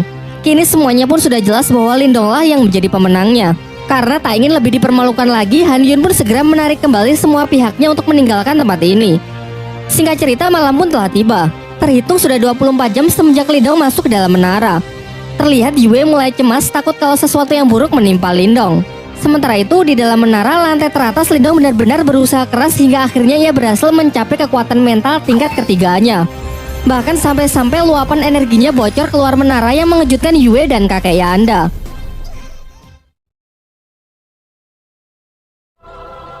Terhitung sudah lebih dari 24 jam Lindong berada di dalam menara yang membuat Yue semakin cemas. Sementara di lantai tertinggi, Lindong berusaha keras meningkatkan kekuatannya hingga berhasil mencapai tingkat ketiga. Bahkan pancaran energi nampak keluar dari menara tersebut. Setelah dirasa cukup, ia pun mencoba kekuatan barunya yang dalam sekejap bisa menghancurkan prasasti kuno di hadapannya. Akan tetapi saat akan mencoba turun, ketiga segel spiritualnya keluar dan terhisap ke atas tempat tersebut. Lindong pun segera bergegas mengejarnya. Di luar menara, Yue semakin cemas karena keberadaan Lindong tiba-tiba menghilang dari menara. Bahkan kakek Yanda sendiri mengaku bahwa ia juga tak tahu persis kemana Lindong pergi. Namun berdasarkan legenda, master spiritual Kotayan yang dahulu menciptakan menara ini sengaja membuat ruangan rahasia yang hanya dapat diakses oleh orang terpilih saja. Jadi kemungkinan Lindonglah orang yang dimaksud. Sementara itu, Lindong telah tiba di sebuah dimensi dan masih mengikuti ketiga segel kehidupannya yang membawanya ke sebuah prasasti kuno. Ketika ia semakin kebingungan, tiba-tiba ia mendengar suara dari tangannya yang ternyata itu adalah Marta si rubah putih dengan tampilan yang sedikit berbeda dari sebelumnya setelah menghisap kekuatan mutiara dulu di kolam surgawi. Martha menjelaskan bahwa benda di hadapannya disebut segel spiritual leluhur, yaitu salah satu segel spiritual langit dan bumi yang dikatakan milik para dewa. Diceritakan jika seseorang memiliki segel ini, maka ia akan menjadi petarung terkuat di dunia. Setelah menyampaikan penjelasannya, ia menyuruh Lindong untuk mengambil kembali 3 segel spiritualnya. Namun segel itu seakan melakukan perlawanan dan malah tertarik ke dalam prasasti kuno tersebut. Sesaat setelahnya, tiba-tiba dimensi itu perlahan berubah menunjukkan proyeksi dataran benua yang memberitahukan lokasi dari segel spiritual leluhur lainnya. Martha lalu memperingatkan Lindong agar informasi mengenai lokasi segel-segel itu jangan sampai diketahui oleh orang lain jika Lindong tak ingin bernasib sama dengannya. Singkat cerita, Lindong pun keluar dari menara menghampiri Yue dan kakek Yanda yang telah menunggunya. Diperlihatkan sang kakek sangat senang dan bangga karena Lindong telah membantunya memenangkan pertandingan. Bahkan Yue yang biasanya bersikap dingin kali ini juga mengungkapkan rasa terima kasihnya kepada Lindong. Namun tiba-tiba Qingtan adik Lindong datang dengan wajah yang ketakutan. Ia mengabarkan bahwa rumah mereka sedang diserang oleh sekelompok orang tak dikenal yang tak sanggup diatasi oleh ayah dan kakeknya. Setelah mendengar itu, Lindong pun bergegas kembali untuk membantu keluarganya. Dan benar saja, terlihat sekelompok bandit yang kemarin malam sempat merampok rombongan klan Lin datang ke rumah Lindong dengan diketuai oleh seorang pria berambut putih yang bernama Guiyan. Kekuatan Guiyan yang telah mencapai tingkat lumayan tinggi dengan mudahnya menghajar ayah Lindong sampai babak belur. Karena tak ada pilihan lain, kakek Lindong pun sepakat untuk menyerahkan tambang permatanya dengan syarat Guiyan dan kelompoknya harus segera pergi dari Kotayan. Namun setelah surat kepemilikan tambang diserahkan, Guiyan yang kejam mengingkari janjinya dan hendak mengeksekusi ayah Lindong. Untung saja di detik-detik terakhir sebuah serangan melemparkan pedang Guiyan yang tentu saja dilakukan oleh Lindong yang datang tepat waktu sehingga sang ayah berhasil diselamatkan. Pada awalnya kakek Lindong mengajak Lindong bertarung bersama karena ia tahu level kekuatan dari Guiyan. Namun Lindong meyakinkannya kalau ia sendirian saja sudah cukup. Sekaligus ini akan menjadi kesempatan yang bagus untuk mencoba kekuatan barunya. Ia pun segera memulai serangan menggunakan ketiga diggernya yang ia kendalikan dengan teknik mental namun dapat ditangkis dan dihindari oleh Guiyan. Giliran Guiyan yang mencoba menyerang dengan pedangnya juga bisa ditahan oleh Lindong, memperlihatkan benturan hebat dari energi mental mereka. Ayah dan kakeknya yang menyaksikan pertarungan itu dibuat sangat terkejut dengan peningkatan kekuatan dari Lindong. Berbagai macam teknik pun ditunjukkan. Dengan kekuatannya, Guiyan melepaskan sejumlah energi membuat beberapa replika dari dirinya untuk melakukan serangan beruntun.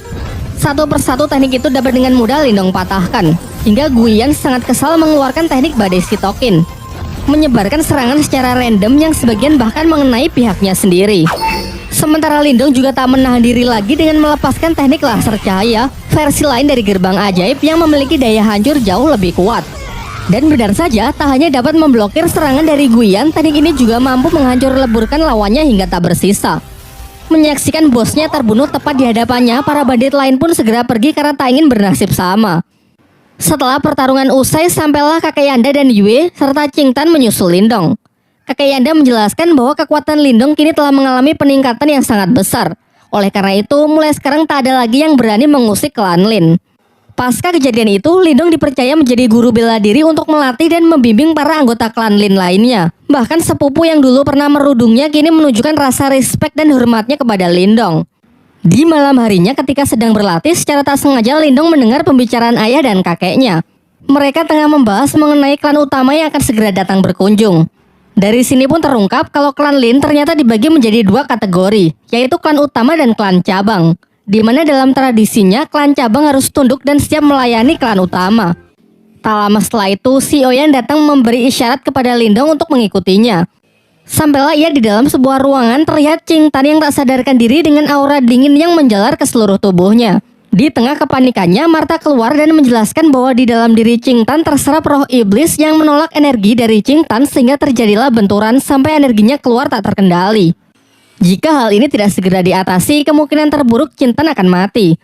Martha kemudian menyarankan Lindong agar segera mencari obat langka yang disebut Yin Es untuk membantu adiknya tersebut mengendalikan auranya.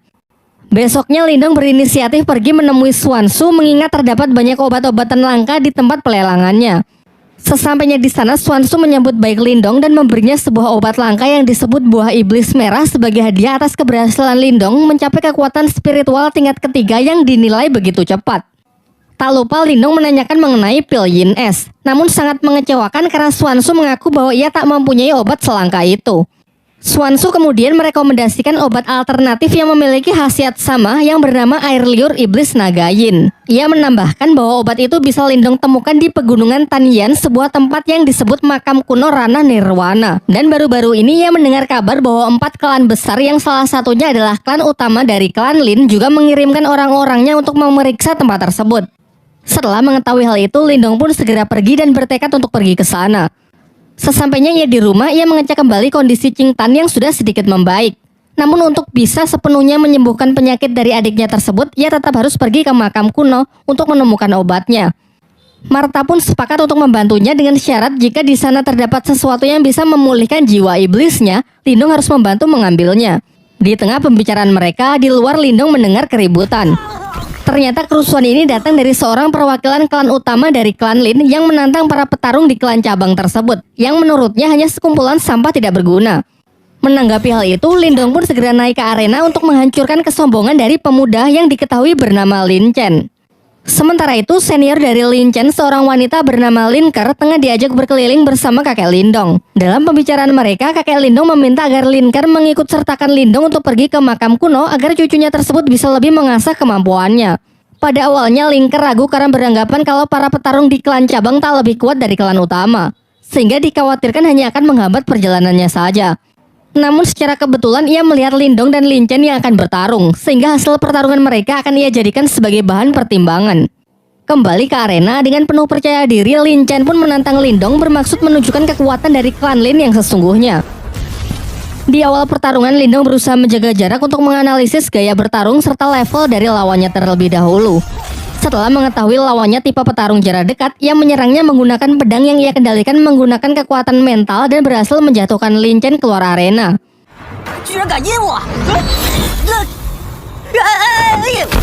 Namun Lin Chen yang masih belum terima memusatkan kekuatannya di kedua tangan lalu melompat dengan serangan cakarnya. Sementara Lindong berusaha bertahan dengan teknik gerbang ajaibnya. Terlihat Lin Chen cukup sukses menghancurkan pertahanan dari Lindong. Sayangnya ini hanya jebakan karena pecahan dari energi mental Lindong menyerang Lin Chen. Pertarungan berakhir dengan teknik Borkeong membuat Lin Chen terpaksa untuk menyerah.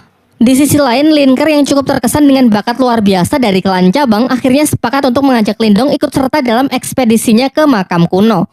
Singkat cerita, keesokan harinya Lindong pun berangkat dengan mengajak Si Oyan ikut serta dalam rombongan klan utama ke makam kuno. Di tengah perjalanan ia melihat banyak mayat-mayat yang berserakan ulah dari para bandit. Lin Ker juga menjelaskan kalau sekarang mereka telah memasuki pegunungan Tianyan, sehingga ia menyuruh semuanya agar tetap waspada karena mulai dari sini perjalanan pasti akan menjadi semakin berbahaya. Di malam harinya mereka memutuskan untuk berkemah di tengah hutan. Diperlihatkan Lindong yang masih terjaga karena ingin terus waspada, berbeda dengan Lin Chen yang sudah tertidur pulas. Lin Ker lalu menghampiri Lindong dan menjelaskan bahwa di luar makam kuno terdapat sebuah segel yang sangat kuat yang hanya bisa dibuka dengan menggabungkan setidaknya 4 kekuatan spiritual tingkat ketiga. Ia menambahkan bahwa kita saja masih belum cukup, sehingga dibutuhkan seseorang dari klannya yang akan segera menyusul yang bernama Lin Langtian. Seketika ekspresi Lindong pun langsung berubah karena Lin Langtian adalah orang yang dulu pernah mengalahkan ayahnya. Di tengah obrolannya mereka merasakan kalau ada orang yang sedang mengawasi mereka. Dan benar saja, di balik pepohonan yang gelap muncul sekelompok bandit yang mereka bicarakan di perjalanan tadi siang. Bandit-bandit itu telah mengepung mereka yang diketahui oleh seorang pria bernama Song Dao. Tanpa membuang waktu, Lin Ker pun segera bertindak dengan santainya menghabisi satu persatu dari bandit tersebut. Sementara Lindong dengan berani menantang si ketua bandit untuk bertarung 1 lawan 1.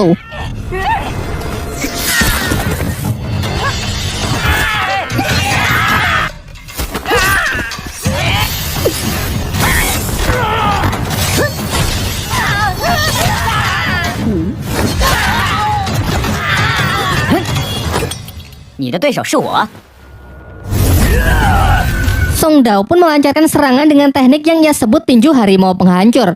Sedangkan Lindong segera merapalkan tekniknya yaitu gerbang ajaib level keempat.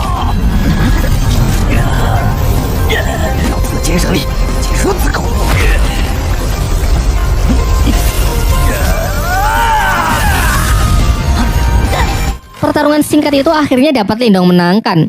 Lin Chen yang baru bangun sangat panik saat tahu kalau mereka baru saja diserang. Mendengar ceritanya dari Lin Ker, ia tak percaya kalau Lindong lah yang telah mengalahkan ketua dari para bandit itu sendirian, mengingat statusnya yang hanya dari klan cabang. Namun Linkar mengatakan bahwa kekuatan seseorang tidak bisa dinilai dari tingkatan klannya saja. Di pertarungan sebelumnya, Lindong sudah menunjukkan belas kasihannya karena kalau tidak Lin Chen pasti sudah almarhum. Keesokan harinya mereka telah sampai di depan makam kuno. Namun mereka tak bisa langsung masuk karena di luar masih ada segel yang sangat kuat. Linkar lalu mengajak mereka ke kamp perkumpulan para perwakilan dari berbagai klan besar yang berpartisipasi dan ikut bersaing dalam rangka mencari harta karun di makam kuno.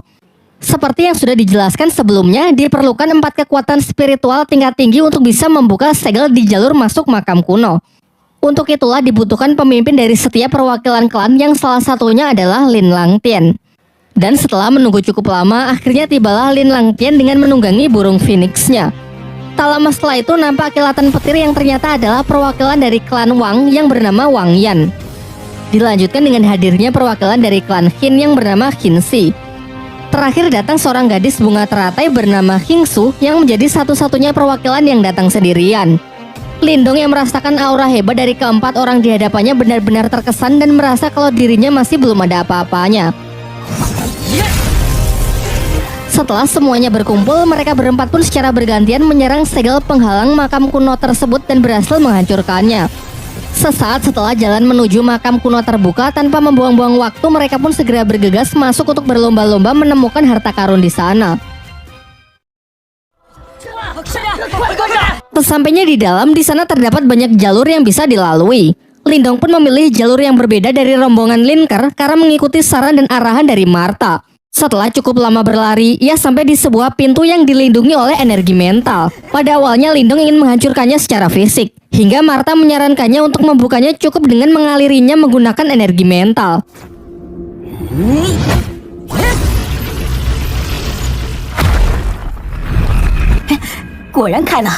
Setelah pintu terbuka, Lindong sangat terkejut melihat di dalam sana terdapat sebuah kolam yang dipenuhi oleh pil spiritual yang bernilai sangat mahal. Tanpa membuang waktu, ia pun segera mengeluarkan kantong ajaibnya untuk mengambil semua pil tersebut karena jika nanti dijual, ia pasti bisa mendapatkan banyak cuan. Sementara itu, Martha juga berhasil menemukan ruangan yang dipenuhi oleh roh iblis yang telah tersegel dan ia pun segera melahapnya satu persatu guna dapat memulihkan kekuatannya. Si Oyan pun juga tak mau ketinggalan sehingga mereka pun terlihat saling berebutan. Di saat asik-asiknya panen mutiara roh iblis, tiba-tiba dari balik pintu terdengar suara beberapa orang dari klan Wang yang ingin menerobos masuk. Martha yang masih belum puas dan ingin memakan roh iblis lebih banyak lagi menyuruh Lindong menahan pintu tersebut menggunakan energi mentalnya untuk beberapa saat. Sampai ketika ia sudah cukup kenyang, Martha membuka pintu di belakangnya dan mengajak Lindong untuk segera pergi. Di tempat lain, Linkar dan rombongannya berhasil masuk ke aula makam kuno di mana terdapat banyak senjata spiritual kuno yang tersegel di atas sana. Namun ia terlambat karena Wang Pan beserta rekan-rekannya sudah lebih dulu sampai dan kini sedang berusaha keras menghancurkan segel tersebut. Karena segala upayanya sia-sia, akhirnya mereka pun sepakat untuk bekerja sama demi menghancurkan segel itu dan membagi senjata kuno di dalamnya setelah segelnya berhasil dihancurkan. Tetapi di dalam hati mereka masing-masing tetap memiliki niat licik untuk memonopoli semua senjata tersebut karena kedua klan ini dari awal memang sudah tidak saling percaya. Tak lama setelah itu Lindong juga datang menyusul dan segera membantu klannya. Diperdengarkan dari dalam dirinya, Martha menyarankan agar Lindong mengambil senjata tombak di sebelah kiri. Lindong pun menurutinya karena percaya Martha memiliki mata yang sangat tajam terkait kekuatan spiritual. Singkat cerita, segel itu pun hancur dan senjata-senjata kuno di dalamnya melesat tak beraturan. Semua orang pun berpencar untuk menangkap senjata yang diinginkan. Sementara Lindong mengikuti instruksi dari Martha untuk bergegas mengambil tombak yang ia pilih. Di saat ia tengah berusaha keras, Wang Pan mengganggunya karena ternyata ia juga menginginkan senjata kuno sama seperti Lindong sehingga pertarungan pun tak terhindarkan.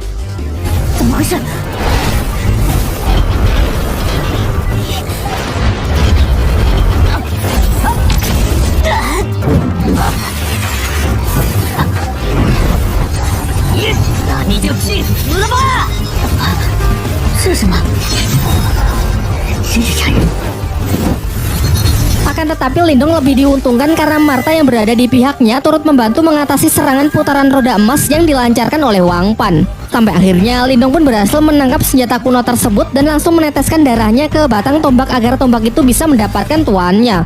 Sementara Wang Pan yang sangat kesal segera menyerang Lindong dengan kekuatan penuhnya. Namun dapat Lindong tangkis dengan senjata barunya yang memiliki nama tombak pencakar langit.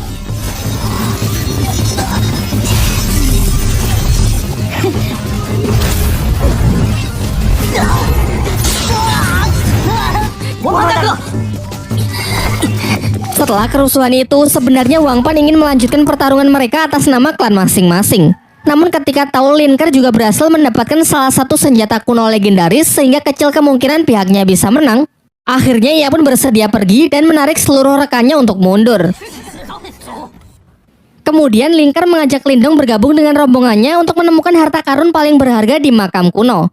Tetapi Lindong menolaknya dengan alasan ingin berkeliling sendirian saja.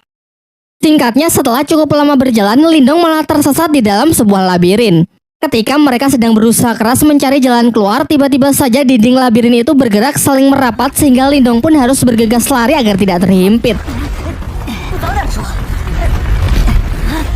Ketika sedang menghadapi jalan buntu, Martha yang curiga kalau ini cuma ilusi menyarankan agar Lindong tetap berlari lurus. Dan benar saja, setelah melewati dinding di depannya, ia tiba di sebuah tempat rahasia di dalam makam kuno tersebut.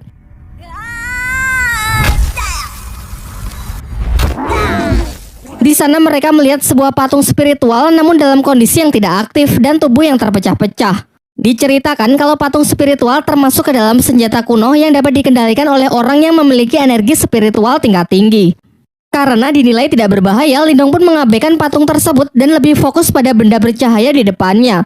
Ternyata benda bercahaya itu adalah obat yang Lindong cari selama ini, yakni air liur naga iblis. Akan tetapi harus ekstra hati-hati saat mengambilnya, karena benda itu berada di tengah kolam air es yang dapat membekukan apa saja dalam sekejap.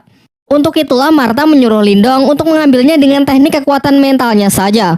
Tetapi saat sedang mencoba berkonsentrasi, secara mengejutkan patung spiritual tadi aktif dan langsung menyerang Lindong. Berbagai macam serangan pun Lindong lepaskan, termasuk menggunakan tombak pencakar langit, namun tak ada satupun yang bisa menembus kulit baja dari patung tersebut.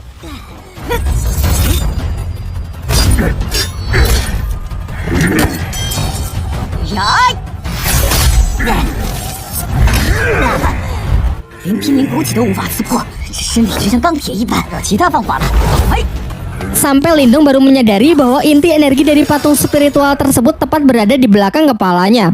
Sehingga untuk mengalahkannya cukup menekan titik tersebut.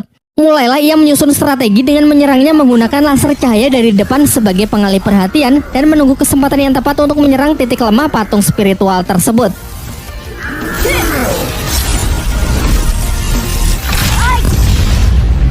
Setelah berhasil melumpuhkan si patung spiritual, Lindong kembali berkonsentrasi dan berhasil mendapatkan air liur iblis naga yang bisa ia gunakan untuk mengobati Ching Tan. Saat akan pergi karena sudah berhasil mendapatkan apa yang ia cari, tiba-tiba patung spiritual yang jauh lebih kuat jatuh tepat di belakangnya. Namun Martha sudah memastikan kalau patung yang satu ini benar-benar dalam kondisi yang sedang tidak aktif karena energi di dalamnya sudah habis. Ia kemudian menyuruh Lindong untuk mengalirinya dengan energi spiritual miliknya agar patung ini bisa menjadi miliknya dan nanti dapat ia manfaatkan dalam berlatih. Merasa misinya telah terselesaikan, Lindong pun ingin segera pergi keluar dari makam kuno namun malah tersesat di hamparan lava panas akibat mengikuti arahan dari Martha yang sok-sokan tahu jalan. Karena sudah terlanjur sampai sejauh ini, mereka pun berniat pergi ke seberang lautan lava untuk melihat kuil dari si pemilik makam kuno. Ia kemudian menyuruh si Oyen untuk menunggunya di daratan karena menyeberangi tempat ini menurutnya akan sangat berbahaya. Dan benar saja, di saat sedang menyusuri lautan lava, dari dalam lava muncul sesosok ular api raksasa yang langsung menyerang mereka.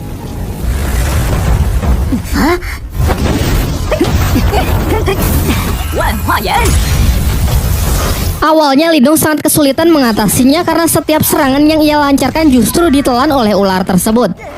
Untung saja setelah mengikuti bimbingan dari Martha, yaitu dengan mengaliri tombak pencakar langit menggunakan energi murni Lindong, membuat senjata kuno tersebut menjadi jauh lebih efektif untuk menghancurkan ular api di hadapannya.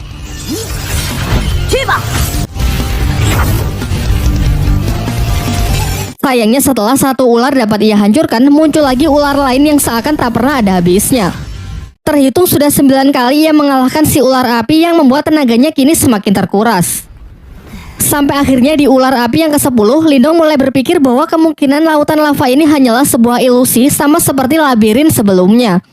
Ia pun kemudian memberanikan diri untuk terjun ke dalam lava meskipun sangat beresiko karena jika dugaannya salah dan lava ini benar-benar nyata, maka tubuhnya akan langsung hancur tak bersisa. Pertaruhan nyawa itu pun akhirnya dimenangkan oleh Lindong karena lautan lava ini ternyata benar-benar hanya ilusi untuk merahasiakan keberadaan kuil si pemilik makam kuno di bawah sana. Ketika ia menengok ke atas, terlihat Ling Langtian beserta 2 ketua klan lainnya masih terjebak di dalam ilusi lautan lava dan berhadapan dengan ular api raksasa.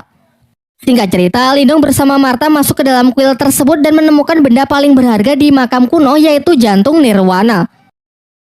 Ketika sedang mengagumi aura hebat yang terpancar dari dalam benda tersebut, Qingsu datang dan mengungkapkan kalau ia sangat terkesan dengan kemampuan Lindong yang bisa menemukan tempat ini lebih cepat dari yang lain. Di sini Lindong sadar akan kemampuannya yang tak akan punya kesempatan untuk bisa menang melawan si gadis teratai tersebut, sehingga ia lebih memilih mengalah membiarkan Qingsu mengambil jantung nirwananya. Lagi pula sedari awal Lindong memang hanya mengincar air liur iblis naga saja untuk mengobati adiknya. Diperlihatkan dengan kekuatan energi spiritualnya, Qingsu berusaha menghancurkan pelindung dari jantung nirwana sehingga terjadilah benturan hebat yang sanggup menggetarkan tempat tersebut. Sesaat setelah berhasil melabur jantung nirwana, Qingsu segera menyerapnya untuk memulai proses penyatuan ke dalam dirinya.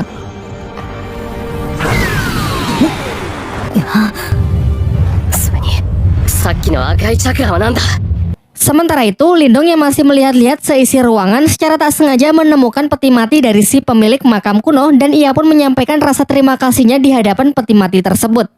Namun beberapa saat setelahnya ia baru sadar kalau di atasnya ada patung seorang wanita. Sedangkan di bawahnya terdapat sebuah catatan yang mengatakan barang siapa yang selalu terobsesi dengan kekuatan nirwana tanpa memahami arti dari cinta, maka niscaya api neraka akan membakar seluruh tubuhnya. Dan benar saja, di tengah proses penyerapannya, tiba-tiba tubuh Qingsu terbakar yang menandakan kalau catatan dalam peti mati tersebut adalah sebuah peringatan.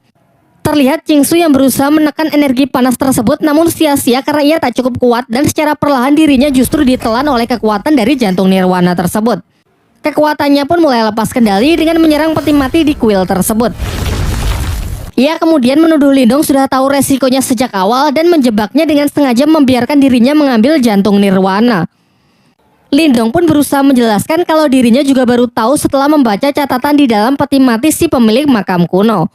Dengan sisa kesadarannya, Qingsu meminta Lindong untuk meminjamkan inti energi spiritual miliknya guna menyeimbangkan luapan energi yang tak terkendali tersebut.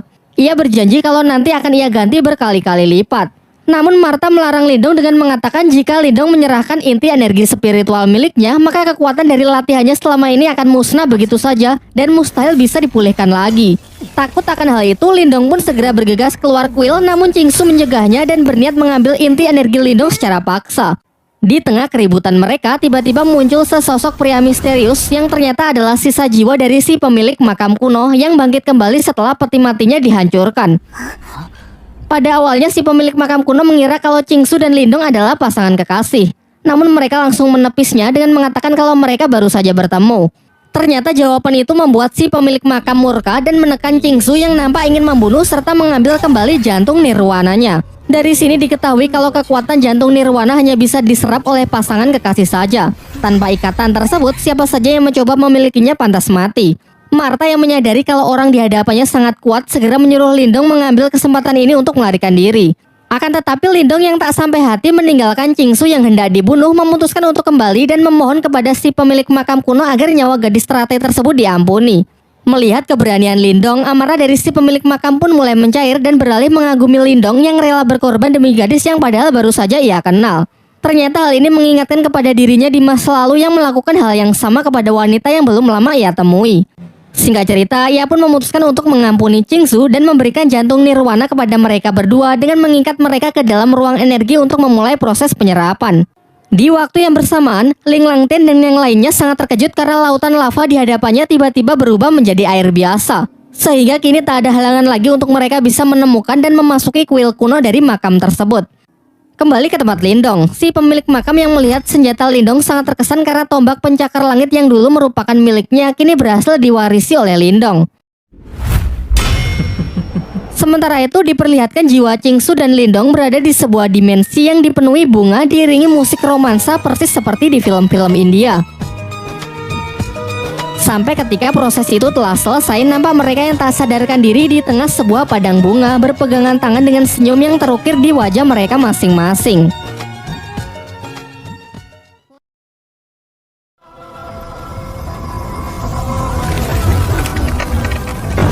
Setelah proses selesai, Lindong segera keluar dari kepulan asap dan berlari meninggalkan kuil. Dari arah belakang, Qingsu yang sangat marah menyerangnya dan mengatakan kalau Lindong harus mati karena telah berani menodainya. Meskipun Lindong sudah berusaha menjelaskan kalau tadi hanya ingin menolong saja.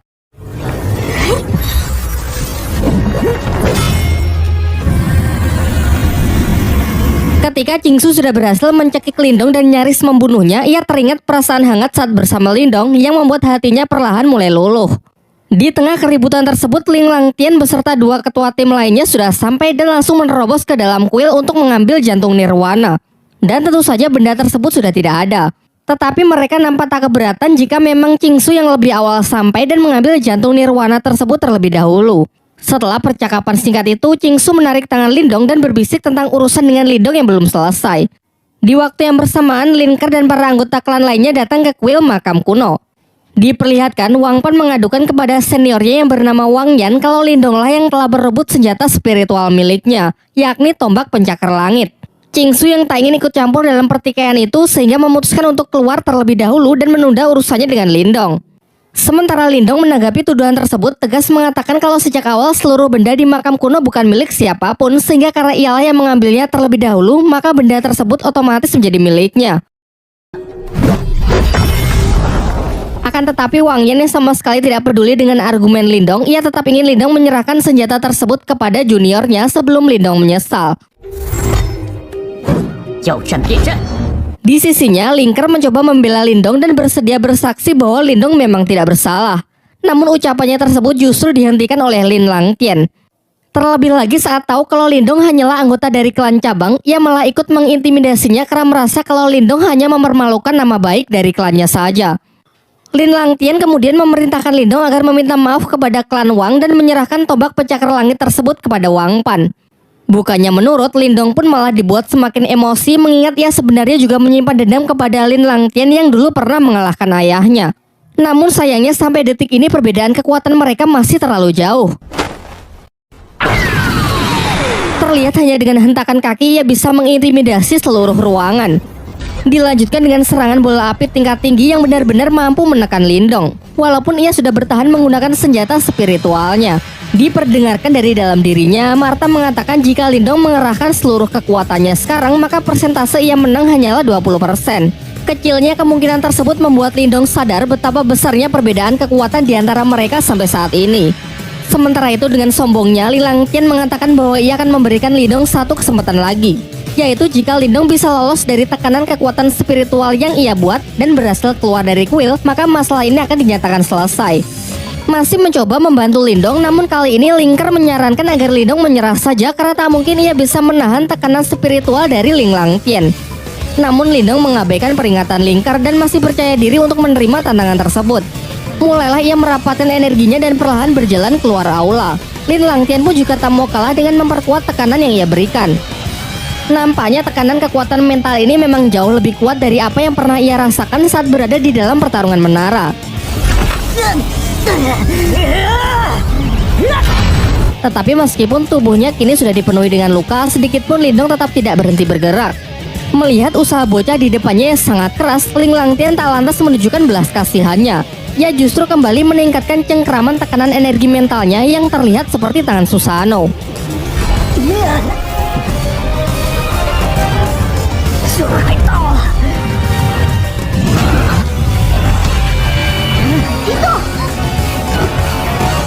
Ketika Lindong sudah benar-benar kehabisan tenaga dan nyaris hilang kesadaran, ia teringat mengenai adik dan keluarganya yang seketika membangkitkan semangat dan energinya sehingga ia berhasil menang dengan menginjakan kakinya tepat di luar kuil.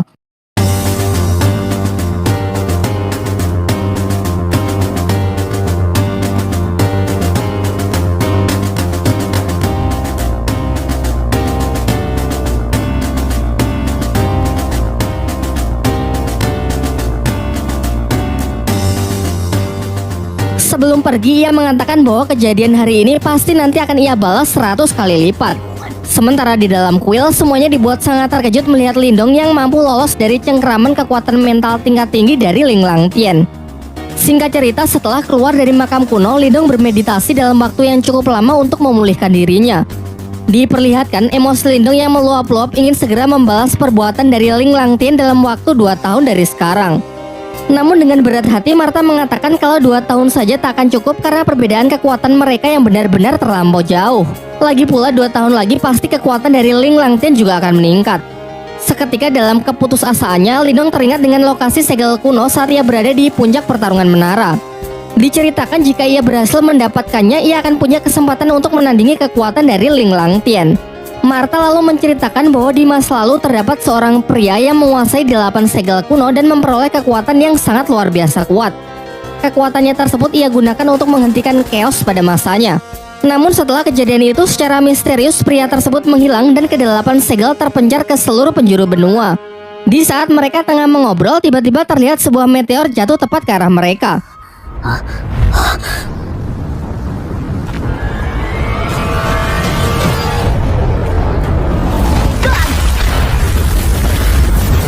Dan ternyata bukannya meteor, melainkan tombak naga emas milik Wang Yan, ketua klan Wang yang tadi sempat bersinggung tegang dengan Lindong. Di sini Wang Yan menyatakan ingin balas dendam dengan membunuh Lindong karena ia masih tak terima kalau orang yang telah mempermalukan dirinya di hadapan semua orang bebas begitu saja. Sementara itu, Lindong yang berpikir kalau Wang Yan ini tak lebih kuat dari Ling Langtian sehingga ia berniat untuk meladeninya. Namun sebelum pertarungan dimulai, Lindong memberikan obat Qingtan kepada Xiaoyan lalu menyuruhnya untuk segera pergi terlebih dahulu. Pertarungan pun dibuka dengan tinju kekuatan mental dari Wang Yan dan berhasil ditangkis cukup mudah oleh Lindong. Giliran Lindong yang melancarkan serangannya, yakni laser cahaya.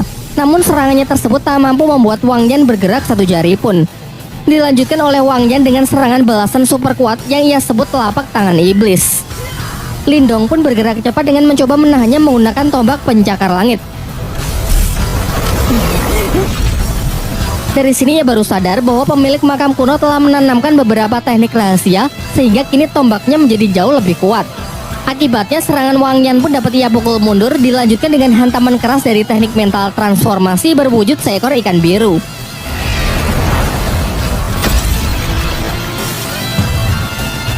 Melihat kekuatan Lindong yang berada di luar perkiraannya, memaksa Wang Yan bertarung lebih serius dengan mengandalkan senjata tombak naga emasnya.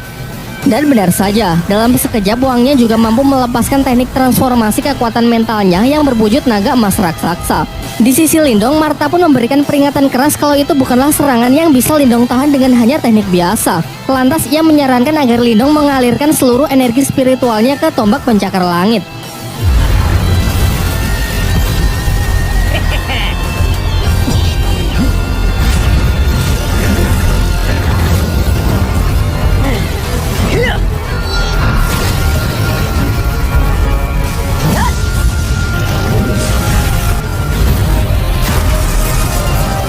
Bentrokan kekuatan dahsyat tersebut melemparkan Lindong menghantam keras batu jauh di belakangnya. Sama halnya dengan Wang Yan yang juga jatuh syok menyaksikan bocah di hadapannya mampu mengimbangi serangan pamungkasnya.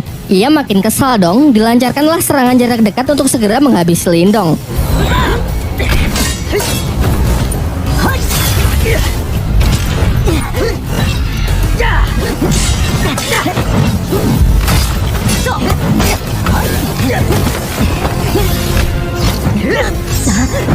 Ketika Wang Yan nyaris menusukkan tombaknya, terdengar benturan keras yang ternyata berhasil ditahan dengan boneka spiritual yang Lindong dapat dari makam kuno sebelumnya. Dengan mengikuti arahan dari Martha, Lindong pun segera mengaliri boneka tersebut dengan energinya agar bisa ia kendalikan untuk menghadapi Wang Yan.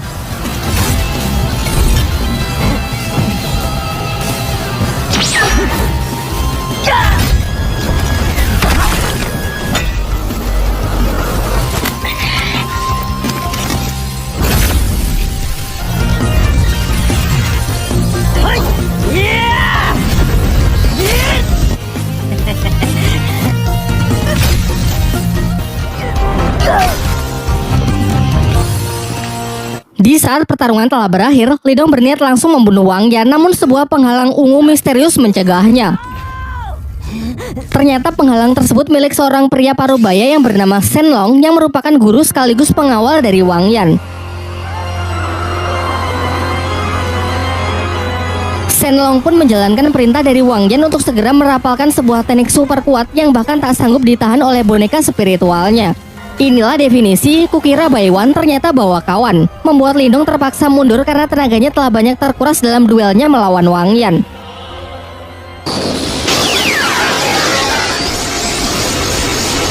Ia pun semakin panik karena jurus dari Shen Long ternyata dengan cepat terus mengejarnya.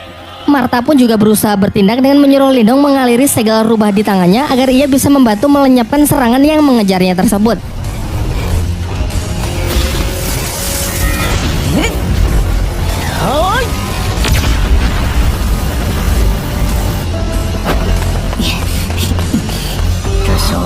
段倒是有些诡异。 Akan tetapi Shenlong tak lantas membiarkannya pergi begitu saja. Ia pun melancarkan serangan kedua yang jauh lebih kuat dan jauh lebih mematikan.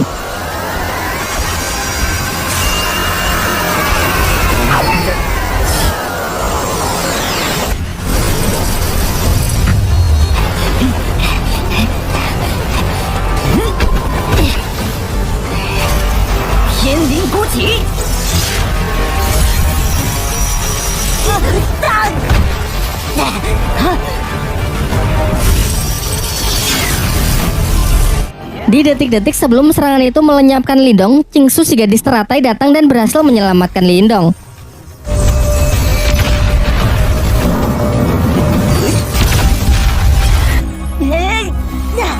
Wang Yan yang tahu kalau itu adalah Qingsu memerintahkan agar Shenlong berhenti mengejarnya. Karena menurutnya meskipun kita bersatu, kecil kemungkinan pihaknya bisa menang. Singkat cerita, dibawa Lindong ke sebuah tebing di mana terdapat sebuah pohon sakura besar yang sedang berguguran. Qingsu kemudian menyuruh Lindong agar melupakan semua kejadian di makam kuno dan melarangnya untuk menceritakannya kepada orang lain. Lindong yang merasa sangat kesal berkata apakah ini karena dirinya yang masih belum cukup kuat untuk bisa disandingkan dengan dirinya. Dan pahitnya Qingsu mengiyakan hal tersebut. Karena memang level mereka yang terpaut terlalu jauh. Terlebih lagi karena klannya dengan klan Lin juga tak memiliki hubungan yang cukup baik. Namun dari semua kenyataan pahit itu, Qingsu memberinya harapan dengan mengatakan akan menunggu Lindong menjadi lebih kuat. Setidaknya sampai Lindong bisa memenuhi kualifikasi untuk mengikuti sebuah pertandingan yang disebut Konferensi 100 Dinasti. Mendengar hal itu membuat Lindong merasa cukup lega, lalu berjanji bahwa ia tak hanya akan memenuhi kualifikasi, melainkan memenangkan pertandingan tersebut.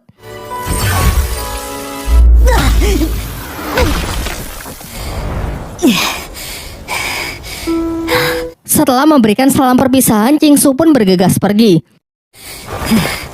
Setibanya di rumah, Lindong segera menyuruh Qingtan bermeditasi untuk memulai proses penyembuhan menggunakan air liur naga yang ia dapat dari makam kuno. Namun sebelum itu, Martha sempat memperingatkan bahwa roh iblis di dalam diri adiknya tersebut sangatlah kuat, dan jika proses ini gagal, maka kemungkinan terburuk Qingtan bisa mati. Akhirnya proses pun dimulai setelah Lindong berjanji bahwa ia akan menemani dan mengawal adiknya sampai proses tersebut selesai. Ketika benda itu berhasil Qingtan serap, sontak tubuhnya pun diselimuti aura gelap, diikuti oleh ledakan energi yang dalam sekejap membekukan lingkungan sekitar. Seusai seluruh energi dan jiwa iblis yang selama ini bersemayam di tubuh Qingtan keluar, Lindong bergerak cepat untuk membawa adiknya yang pingsan ke tempat yang aman. Baru setelah itu, Lindong pun bertekad kuat melindungi adiknya dan melenyapkan roh iblis tersebut dengan mengandalkan tombak penyakar langit miliknya. Martha berpesan agar sangat berhati-hati karena satu serangan saja bisa langsung membekukan seluruh tubuh Lindong. Oleh karena itu, ia akan tetap berusaha menjaga jarak dengan hanya melancarkan serangan dari jarak jauh. Namun serangan teknik mental Lindong yang berbentuk ular piton raksasa seketika langsung menjadi es dan hancur begitu saja. Bahkan serangan makhluk itu juga sama sekali tidak bisa ia tangkis sehingga Lindong hanya bisa lari dan menghindar saja. Sampai ketika sudah terdesak, ia baru sadar bahwa teknik laser cahaya miliknya adalah tipe api, sehingga bisa dikatakan tekniknya tersebut akan sangat efektif untuk digunakan melawan iblis es tersebut. Ia pun memodifikasi tekniknya menjadi tinju api, dan benar saja serangan tersebut memang benar-benar bisa mengcounter serangan es dari sang roh iblis. Di akhir pertarungan, Lindong yang telah berhasil menyegel roh iblis itu menggunakan belenggu api, menyuruh Qingtan untuk segera menyerap energi spiritualnya kembali dan memfilter menggunakan obat yang telah ia makan agar kekuatan spiritualnya bisa ia kendalikan. Singkat cerita, proses berjalan lancar dan kini Qingtan telah bisa mengendalikan kekuatannya yang dikatakan sudah hampir setara dengan Lindong. Qingtan pun sangat senang karena sekarang tak lagi hanya menjadi beban, ingin ikut serta pergi berkelana bersama Lindong. Namun Lindong mengatakan bahwa ia akan lebih tenang jika Qingtan tetap tinggal untuk menjaga klannya selagi ia tak berada di rumah. Keesokan harinya bersama Martha dan Xiaoyan, Lindong pun berangkat untuk mencari segel spiritual leluhur demi lebih mengupgrade kekuatannya. Dan tamat.